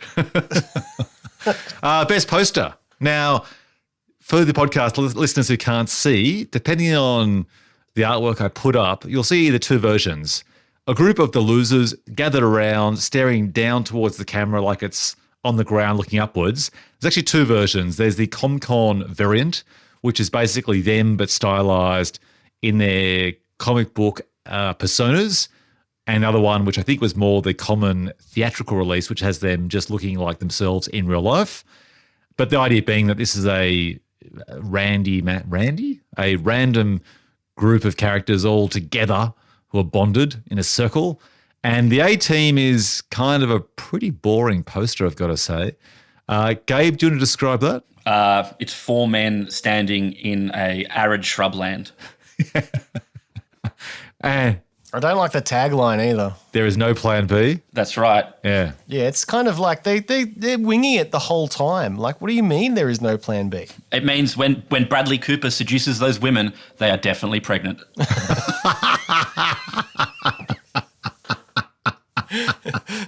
That's the sequel, Bradley Cooper dodging alimony payments. Yeah, that's right. All right. So I guess we'll give it to, by default, the Losers. Yeah, well, the Losers, I actually quite like the poster for the Losers. I think that's quite stylish. I like the colour palette. Yeah. I like Jeffrey Dean Morgan's crotch there. All right, let's jump to the Bill Fleck Big Break Award, named after Billy Bob and Ben Affleck to jump from indie films into Hollywood when they starred in Armageddon. So of these two movies, gents, who got their big break in either one? Let's start with the Losers. Who got their big break? What was so What was Zoe Saldana in before this? Was she anything? There's a tiny little film called Avatar, I think. Oh, was that before this?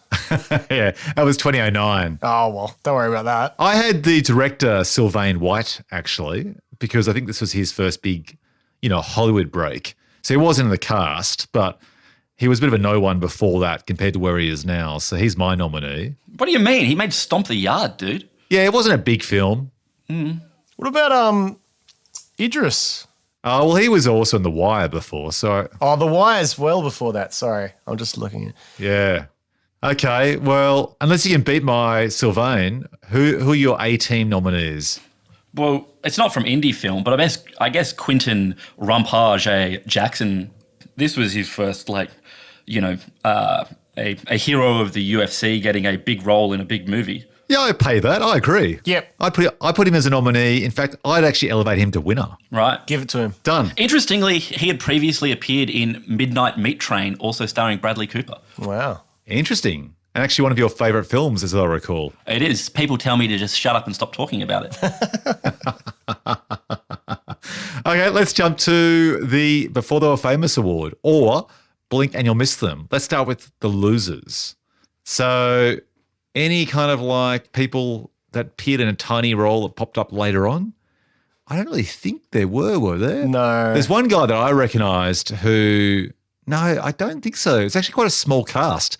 Most people are playing random guards or black ops characters, aren't they? Yeah, it's pretty, and I think that, that speaks to the budget. It's quite efficient with its casting and, yeah. Did you say efficient, Sam? I've got a feeling that you think that this film is potentially efficient. Is that right? That's my tagline. That would be my review on IMDb, would be efficient.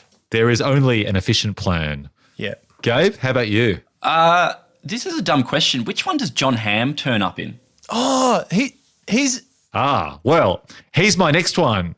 He's actually in the A-team. Oh, it's the A-team. He's the CIA guy. He's my nominee for this award. He's set up as their future handler, I guess, at the end. Of course. Yeah, he thought after doing The Town in 2010 in this film, he was kicking on to sequels up the wazoo. I feel like, and I might be wrong, but John Hamm's probably appeared in this kind of cameo role in a whole bunch of movies that never went on to be franchises. Yeah. And I might be way off. This might be the only one, but I feel like maybe not. I do feel that it was that time in 2010, around the 2010s, where he was so hot right now with Mad Men, and he really wanted to make it across to big movies. And he had that classic kind of 40s movie look and starred in a 1960s TV show. And they were just trying to get him across. And he didn't quite crack it, did he? No. What do you guys think of films that really obviously set up for the sequel optimistically? Like both these movies do, the Max Gets Away in The Losers, and this one, basically has the opening scene for the next movie at the end of this film. Yeah, God damn it. When are they going to make the Green Lantern 2? Well, yeah, but a big example for me is, what was it called? What's that anime that Robert Rodriguez did recently? Oh, Battle Angel Alita. Battle Angel Alita. Yeah. With massively sets up for a sequel with Edward Norton at the end, but unfortunately, I don't think we're going to see it. That's right. We'll be waiting on that, like we're waiting on the Super Mario Brothers sequel from 1993. Samantha Mathis kicks down the door. Come on, make it happen. It's only 27 years. They're all still good. Bob Hoskins is dead, but just get some other mustachioed Englishman to play the classic Italian plumber. My take is this. If the film's really good, then it's fine. But if the film's not good, it just seems desperate. Yeah. So it depends on the film. I'm trying to think of a film that does it. I suppose you'd say the first Iron Man does something kind of similar, where at the end he basically reveals that he's Iron Man. And so it's not revealing a new character, but basically saying, right, in every other superhero film, the character's superhero identity is always closeted. Like no one knows that billionaire is also dressed in Lycra or a metal suit. And that film kind of goes, you know what? We're going to just throw chaos into the universe, and the last line of the film will be him revealing who he is, which will then set up how will the sequel handle that. Yeah, it's great. That works, but also the film's good. And Ben, I've got good news. They did make sequels to Iron Man. Oh, they did. You can scratch that itch, mate. I'm so relieved about that. Wow. Okay. The Matrix also massively sets up for the sequels as well. It's like, this is just the beginning. Fly off into the air and Rage Against the Machine plays. See, it's funny. When I saw The Matrix the first time, and that film played at like a midnight screening regularly at the cinema I worked in, so I saw that ending where he hangs up from the phone call in the phone booth and takes off into the sky and flies like Superman.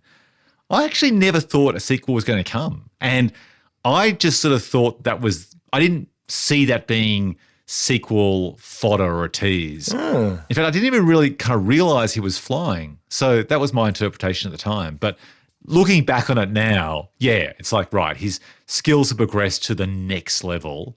So he has to now battle people in the sequel at a higher level. But it makes sense to me in retrospect, but I myself didn't interpret that at the time. Well, that's, I guess, the best way to do it. Yeah, so basically the film is the best way to set up for a sequel is do it with a satisfying ending that feels like, yep, that's it, but it could go on. Yeah.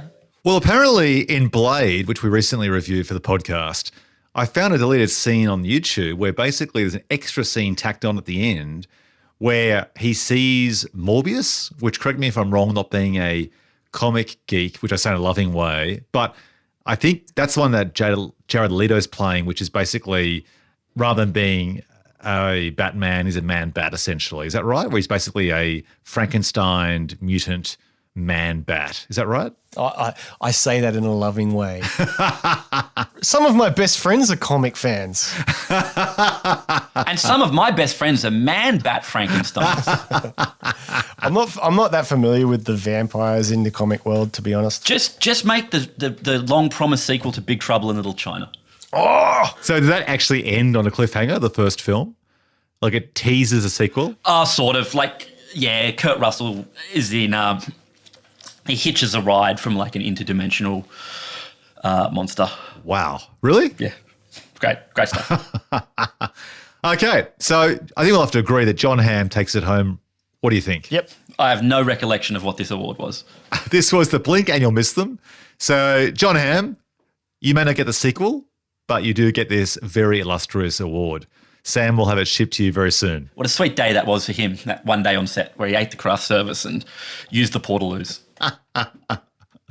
All right, let's jump to the Tommy Lee Jones Show Stealer Award, named after the iconic performance by Mr. Jones in The Fugitive. Jason Patric wins. Wow. So you think Jason Patric stole the show? I don't want to hear arguments. Despite being in a small or poorly written role. It's not small, he just steals the show. Sam? Sam, you better vote for Jason Patric. I don't want to fucking come over there and... Jason Patric. I'm trying to have a look. Stealing the show. Well, it's either Jason Patric or Chris Evans in The Losers, or Sharlto Copley in the A-Team. All right, Jessica Biel in the A-Team. She's working with not much at all, but she does a... Yeah, she's working with lazy script. I feel like, again, this is one of the blind spots. I feel like she was a little bit too shrew-like in her, in her dialogue, and I just feel like it was a little bit... And I hate to say lazy writing because I'm not a writer, and I know it's very hard. But yeah, she didn't have a lot to work with at all, and she pulls it off by the end. But geez. Okay, well, do we have any nominees or not? Sucked in, Ben. It's Jason Patric. Go. All right, Jason Patric. Well, you'll be glad to know, guys, that the writers behind The Losers are Peter Berg and James Vanderbilt, which is a pretty amazing combination of writers for a film that was unfortunately pretty disposable. So Vanderbilt's done films like Zodiac, The Amazing Spider-Man 2, White House Down, The Rundown, Basic, Scream 5. Like, he's also written a lot of scripts as a script doctor. And Peter Berg's, the guy behind Friday Night Lights and so on. So pretty big swinging writers for a small film. But that's because I think Berg was going to direct it originally very early on, and then eventually got to Sylvain White with a bit of a detour through Tim Story. So, yeah, I'm not sure if you'd compliment those guys for the writing of Jason Patric's character or not. Team effort. It was a whole bunch. It was like stars aligning. All right, let's jump on to the Mickey Rourke Award, named in honour of the troubled actor who squandered his chance. Who didn't make the most of their opportunities after appearing in either of these films? Let's start with the losers. I think they've all grabbed their opportunities with both hands. Maybe what's Halter McColney been in since then? Mindhunter. Oh, okay, all right. Columbus Short. Yeah. I don't think he's really kicked on to do much, has he? Okay, so he's a possible nominee. How about Gabe, the A-Team? Any nominees there? Well, I mean, I guess this was Rampage Jackson's biggest movie. And then he just went on to just do a whole bunch of DTV stuff. Yeah, okay, I'll take that. I'll play him for both awards, both the Big Break Award and this one as well. He got his break and didn't make the most of it. What do you think? Fair enough. All right, done. Jackson, I don't want to meet you in person as I fear violence, but the award is waiting for you. The director of The Losers, I mean, he's kicked on to do a lot of TV, but he hasn't done, many films after this. He's only done one more since, which was Slender Man, which I don't want to, rag on movies too hard, but it's fucking shit. Yeah. So maybe he didn't make the most of it. Yeah. I also like Gabe's comment that he doesn't want to rag on movies too much on a podcast review show, but sure. Well, you want to you want to keep it kind of like civilized, intellectual. Yeah. You want to light a candle rather than curse the darkness. That's right. Oh, nice. That's right. Wow. Very well said, Sam, except for when it comes to Slender Man. I have to give credit to Nate from This Week in League podcast for that line. Oh, well played. Well regurgitated. Okay, so between Sylvain White, director, and Jackson, who do we hand the Mickey Rourke Award to? Because it's very much cherished. Give it to them both. Who knows? Who cares? Let's give it to the director. All right, Sylvain White. Yeah. Let's move on because Gabe's very excited. The winner, Chicken Dinner Award. Who came out on top in each of these films and was it their career high? So starting with the losers. Jason Patrick. Yeah, Jason Patrick. I'd say Sylvain White, as in I think he did a lot with a little, so that's good for him. I agree. Having previously sledged him for Slender Man, I think particularly for the budget, this is actually a really well put together and executed film. Would you say it's efficient, Gabe? I would describe it as efficient.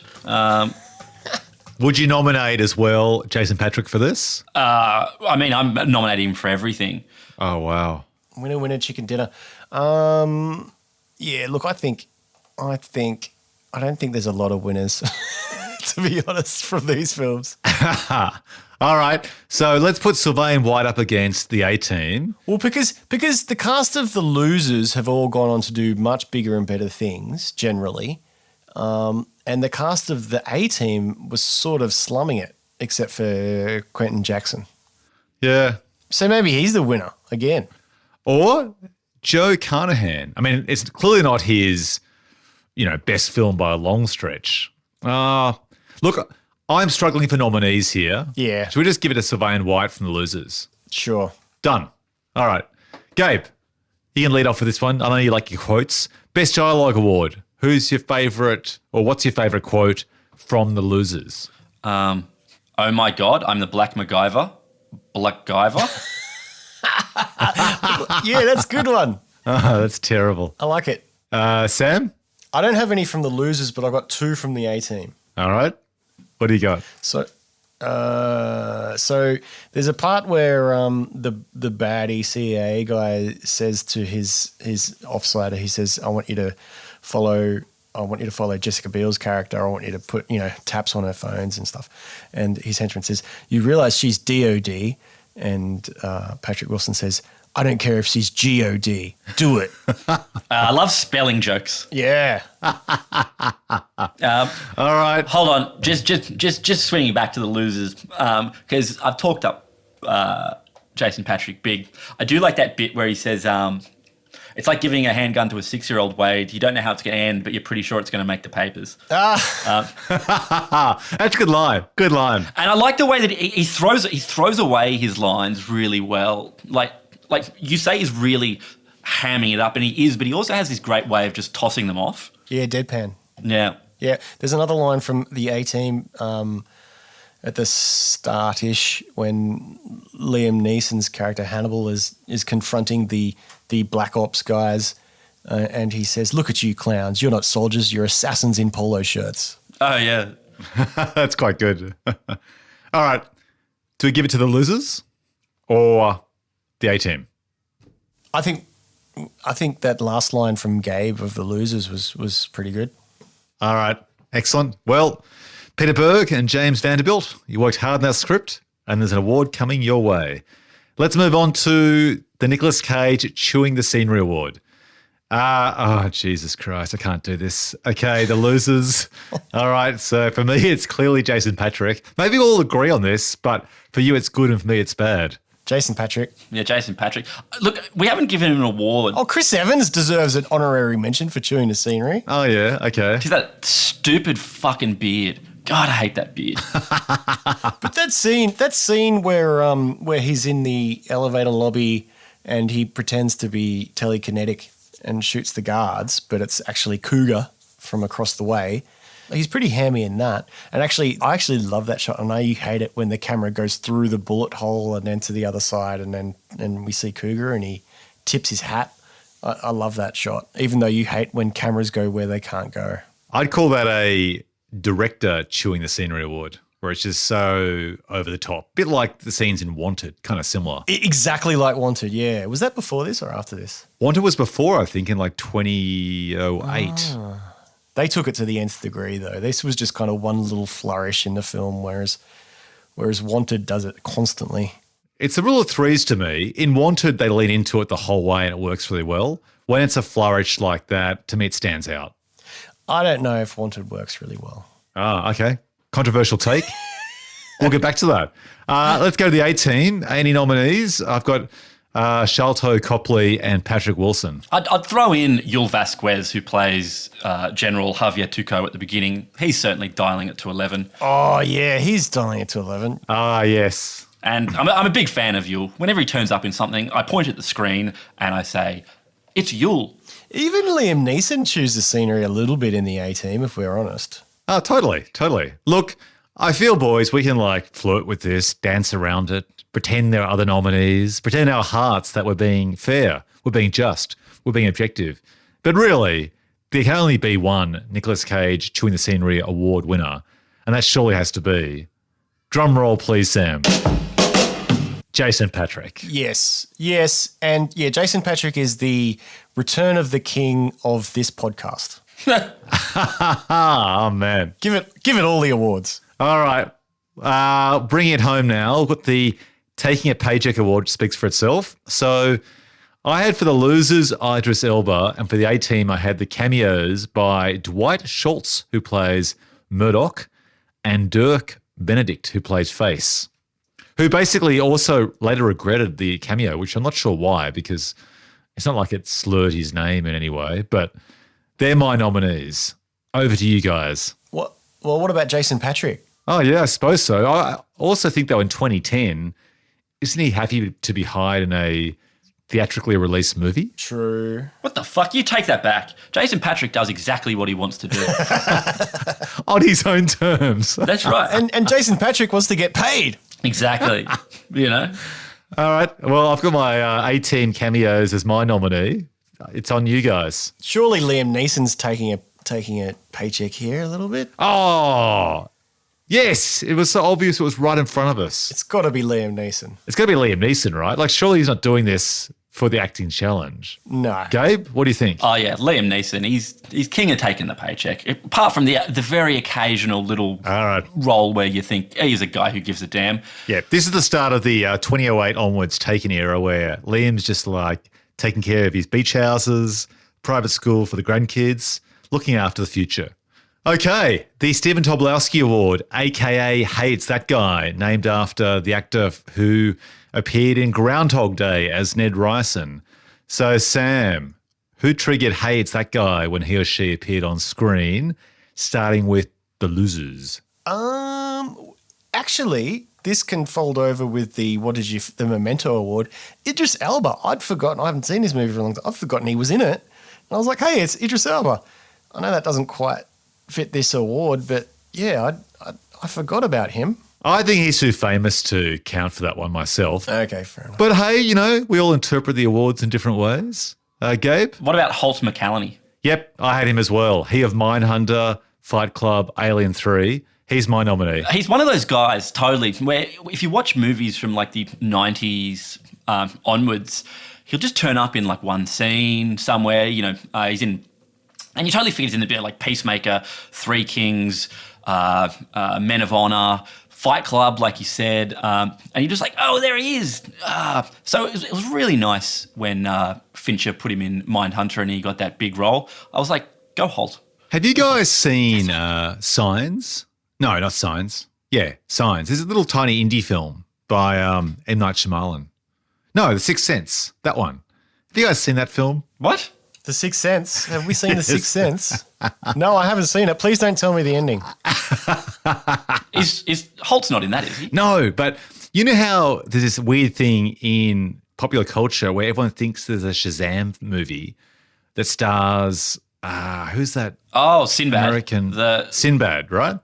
And everyone thinks that Sinbad appeared in a film called Shazam. You've heard of this thing, right? Yeah, the Mandela effect. Yeah. I have that in my life in the film The Sixth Sense, where I always think that Holt McCallany was that guy wearing that kind of, was it the orange or blue kind of like cleaning suit, who goes and breaks into the house at the end of the film and unfortunately, assaults and terrorizes and kills that family.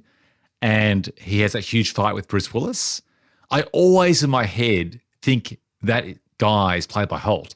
It's an entirely different actor, but I actually, in my brain, the Holt filmography goes Alien 3, something else, The Sixth Sense, Mindhunter. Like I always associate in my mind that's him. It's not. Different actor. Anyway, little insight to a bit of Benny Phelps psychology. There you go. What about the A-Team? What's this award again? I forget. Ned Ryerson Award. That's right. Yeah. Henry Cerny. Yes, Kittredge from Mission Impossible. Yeah. You've never seen me very upset. Is that him? Yeah. Classic. He's actually returning in the Mission Impossible sequels too. Henry Cerny. 98 credits on IMDb. And Yul Vasquez has to be kind of as well. Yul. Yep. I also had Gerald McRaney, who plays General Morrison in the A-Team. Yeah, General. So who are we handing it to? Holt, Henry, Gerald? I think Holt. Holt? Yeah. Holt gets it. All right. Moving on to the Delroy Lindo Award for great actors who aren't cast often enough, named after the great Delroy Lindo, who's back, baby, in The Five Bloods on Netflix. Good to see him back on the, not quite the big screen, but back in a, pretty big movie, talked about flick. Let's start with The Losers. I had Holt again. And in the A-Team, I had, again, Henry Czerny. Over to you. I'd like to see Sharlto Copley in more things. Oh, wow. Would you, though? Sometimes it's like a devil's bargain. Sometimes you're like, fuck yeah, this is great, whatever he's doing here. And then other times you're like, what the fuck is he doing here? Although... Small doses. Yeah, well, although it's like, in Oldboy, for instance, he makes some big choices in the Oldboy remake, and it's not a particularly great movie, but you're glad he did. Yeah, Sharlto's a box of Tim Tams for me. Like, you don't want to have the whole box. You regret it afterwards. You speak for yourself, Ben. You're just a teenage girl with a bucket of ice cream at home. I mean, Elysium's not a great movie, but he's pretty fun in that. The other one I had was Oscar Giannato from The Losers. Oscar Giannato. Oh, yeah, he's great. He was good. He was good. He should be in more stuff. Well, I think he is in quite a lot of stuff. Just that stuff might be made in South America. Oh, look, he's in Rambo Last Blood. Yeah, he's great in that. He gets killed off like halfway through, and the movie really lacks for. I mean, he's playing a kind of very stock, you could probably argue, racist sort of villain. Caricature. Yeah. But he's still really great in it. Just a coked up cartel boss. Well, guys, I'll hand it over to you to have the honours of handing out the Delroy Lindo Award. Sam, you give it away, mate. Let me just have a quick look. I think it's got to be Jason Patric. Nice. Ah, Very good. that's the last time I assign you that responsibility.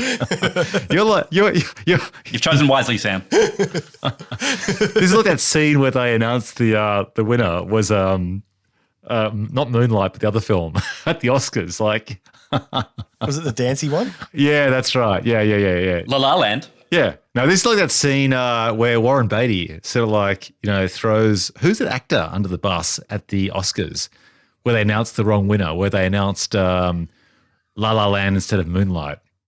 And he looks at the award. Who? Faye Dunaway. Faye Dunaway. And she just sort of like unaware that he's concerned about the name on the envelope. Just reads it out. Sam, we are all Faye Dunaway, but especially you today.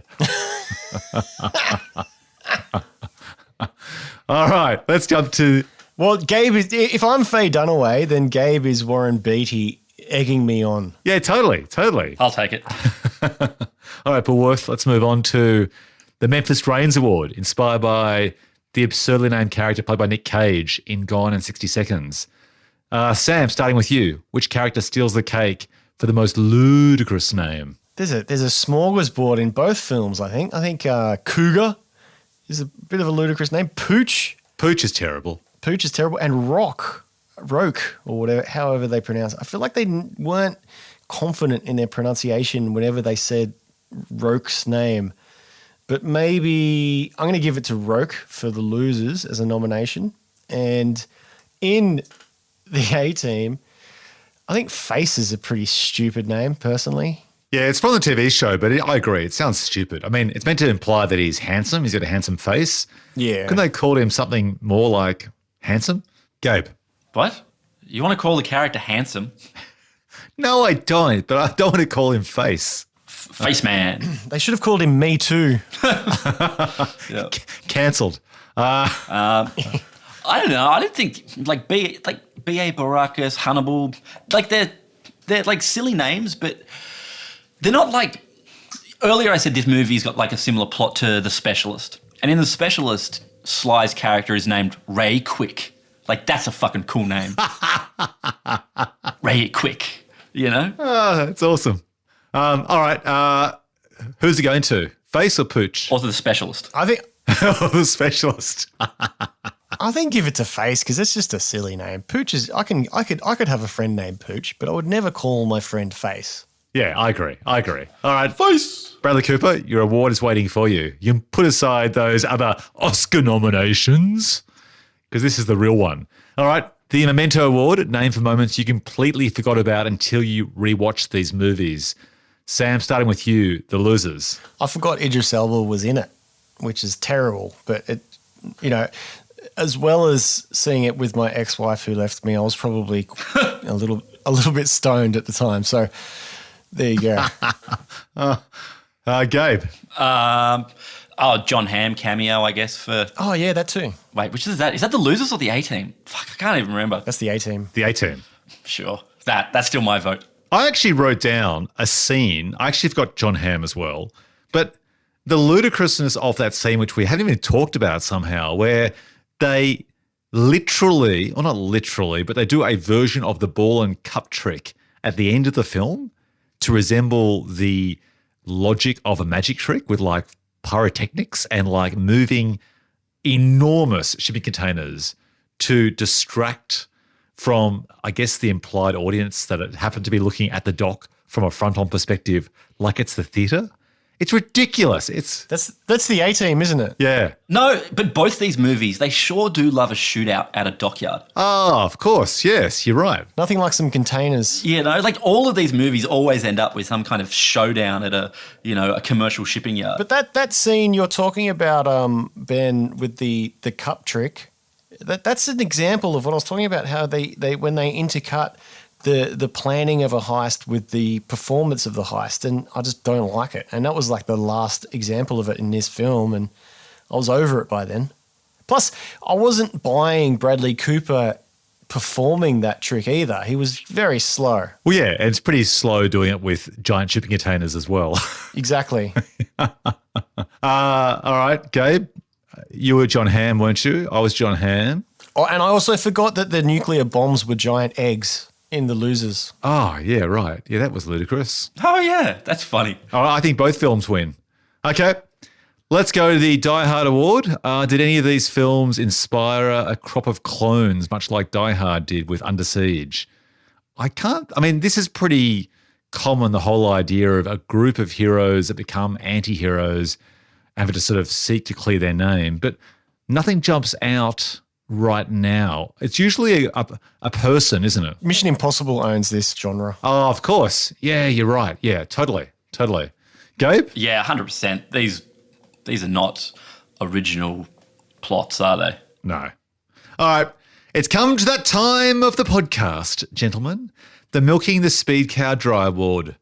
Named after the infamous sequel Speed 2, starring Jason Patric, which you guys love so much, who might have actually killed that film because he took the high stakes of a runaway bus in a crowded city and then tried to create drama on a slow, sluggish cruise ship because Jason Patric ruins movies. No, he doesn't. So imagine this. Let's say we're sitting there with a Hollywood executive and there's an opportunity to pitch a sequel to The Losers or The A-Team. So they're both based on pre-existing intellectual property about dishonoured military operatives seeking redemption and revenge after being betrayed on a secret mission. So, which film do we make a sequel to, and what's our pitch to make it?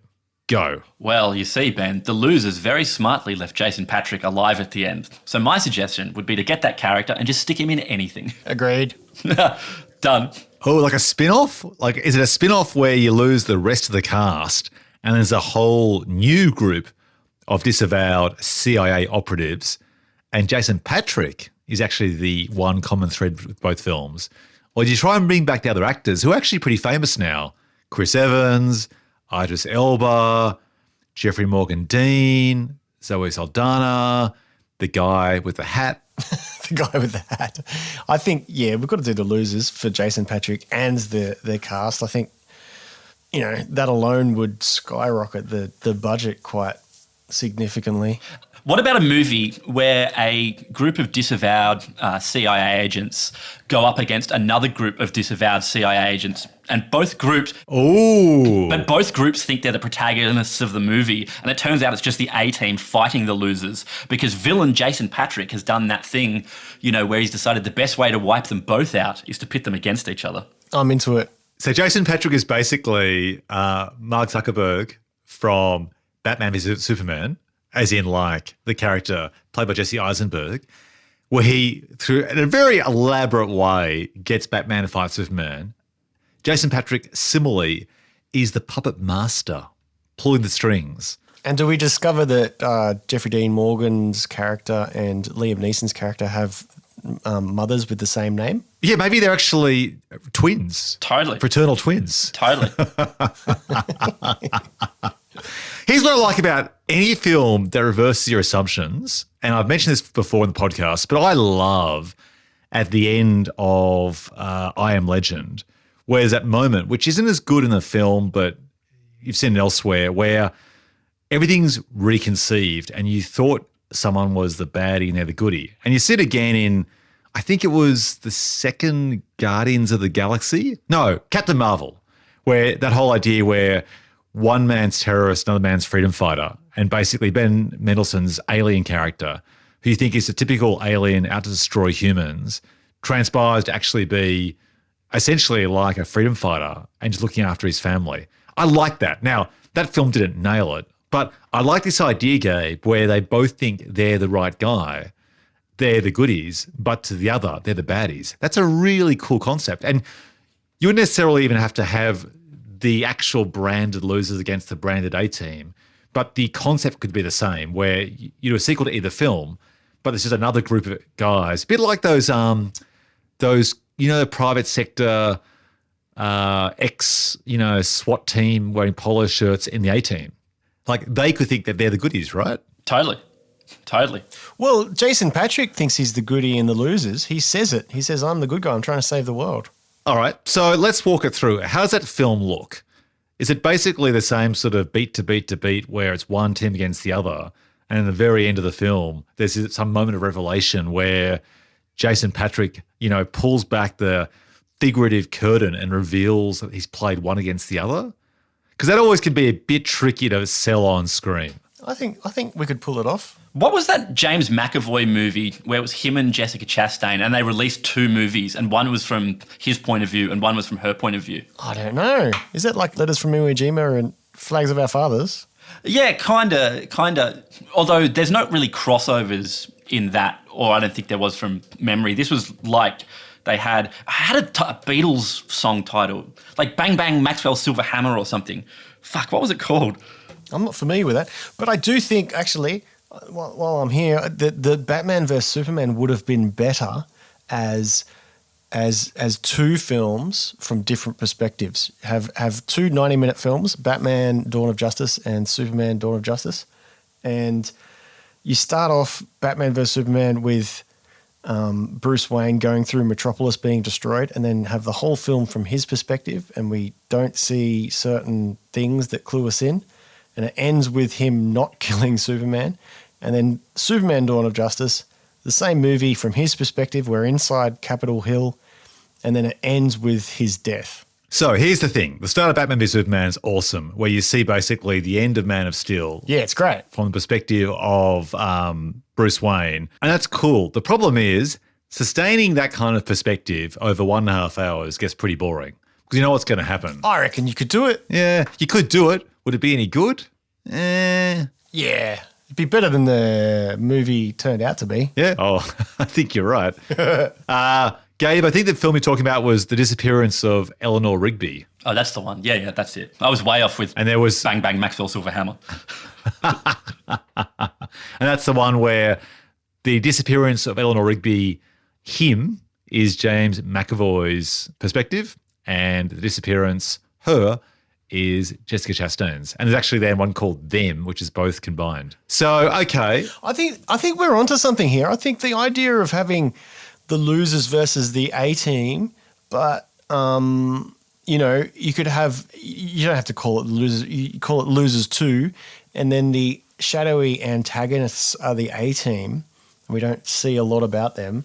And then we have the sequel movie from the A-team's perspective, and then it has to conclude in the latter release. So it has to come together with the latter release, I feel it's to come together at a dock. Yeah, that's right. With like shipping containers and so on. Oh, for sure. Oh, yeah. It has to come together at a dock. I suppose the other way of playing it is that they actually have both been played by Jason Patric's villain, and they're both baddies. That's another way of looking at it. Ooh. So they both think they're goodies, and they both turn out to be baddies because he's a villain, and they always thought he was CIA the whole time. That's one way of playing it. Wow, that's as I staple my fingers and think about the moral ambiguity that we're introducing. They both fire white phosphorus at each other and commit war crimes, and at the end they're like, "Oh dang, whoops, are we the baddies?" You know? Okay. Are there any particular beats you want to hit in this particular story where you kind of like, you sort of like try and turn the thumb screws on those moral conundrums? Yeah, when Chris Evans' character and Bradley Cooper's character finally meet and realise they're kind of just the same guy, and then maybe they bang. I was going to say they fall for each other. That's perfect. It's like if they're both narcissists and they both see each other and fall for each other, isn't that perfect? They have found true love. Yes, but Chris Evans' character in The Losers is hopeless with women, and Bradley Cooper is Don Juan. So really, Jeffrey Dean Morgan fulfills the role of Hannibal and Face in The Losers because he's the womanizer. Okay, how about this pitch? They find out at the end of the second act, with 20, 30 minutes to go in the film, that they've both been played and one is not the baddie or one is not the goodie as they had originally perceived. And now they realise they've both been played by Jason Patric. So they come together to be the ultimate losers, the ultimate A-team. They're the A-losers. Oh. And they take down Jason Patric. What if they're being played the whole time by Jason Patric and they don't know, but then Ethan Hunt comes in and lets them know what's happening, and it's a triple crossover. It turns out they were all on the knock list. That's right. Oh, yeah. Every movie with a knock list. That's it. Throw some Bourne. Yes. Old mate Matt Damon turns up, you know. I know, fuck Jason Bourne. Yeah, but that's another movie where there's got like a list of like every undercover covert operative. That's true. They just love a knock list, don't they? And isn't Spectre like that as well? Yeah, totally. Spectre, same thing. They're all there. They're all there. So here's our pitch. It's basically the Record of Ralph. Yeah, that's right. Yes. Record like Ralph of spy movies where they all come together. But to save money, what we'll do is we'll shoot a lot of the actors from behind, but wearing the same clothes, the same hair. We might even, if we wanted to, because you could actually use, what do you call that kind of thing where you change their face? Face app. Oh, I was going to say use face app, right? Deep fake. No, but I was going to say deep fake. Then I thought, what if you actually, in the film, and this is subject to, likeness legalities, they use the Mission Impossible masks. So you actually have people looking like Ethan Hunt or James Bond or James Bourne. Jason Bourne? In the film. Jason Bourne in the film. It's actually James Bourne in this one. It's like getting Stephen Connery, like... James Bourne and Jason Bond. Yeah, that's right. That's right. Sure. I love it. So basically, it's an unofficial Wreck-It Like Ralph of the spy genre, which starts off for the first act and second act as being just the losers against the A-team. They find out about the knock list that Jason Patrick has. And the third act, we get Bourne, we get Bond.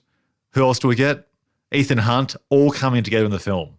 And we have basically a backup plan in production to somehow represent them without their names, but using words like knock list, which people recognize, maybe showing people like lighting fuses, if you will. And that's, I think, how we make, guys, a sequel to both The Losers and The A-Team. Great. I'm in. What do we call it? Knockoff list. I love it. That's great. The knockoff list. How about knocked up? NOCCED.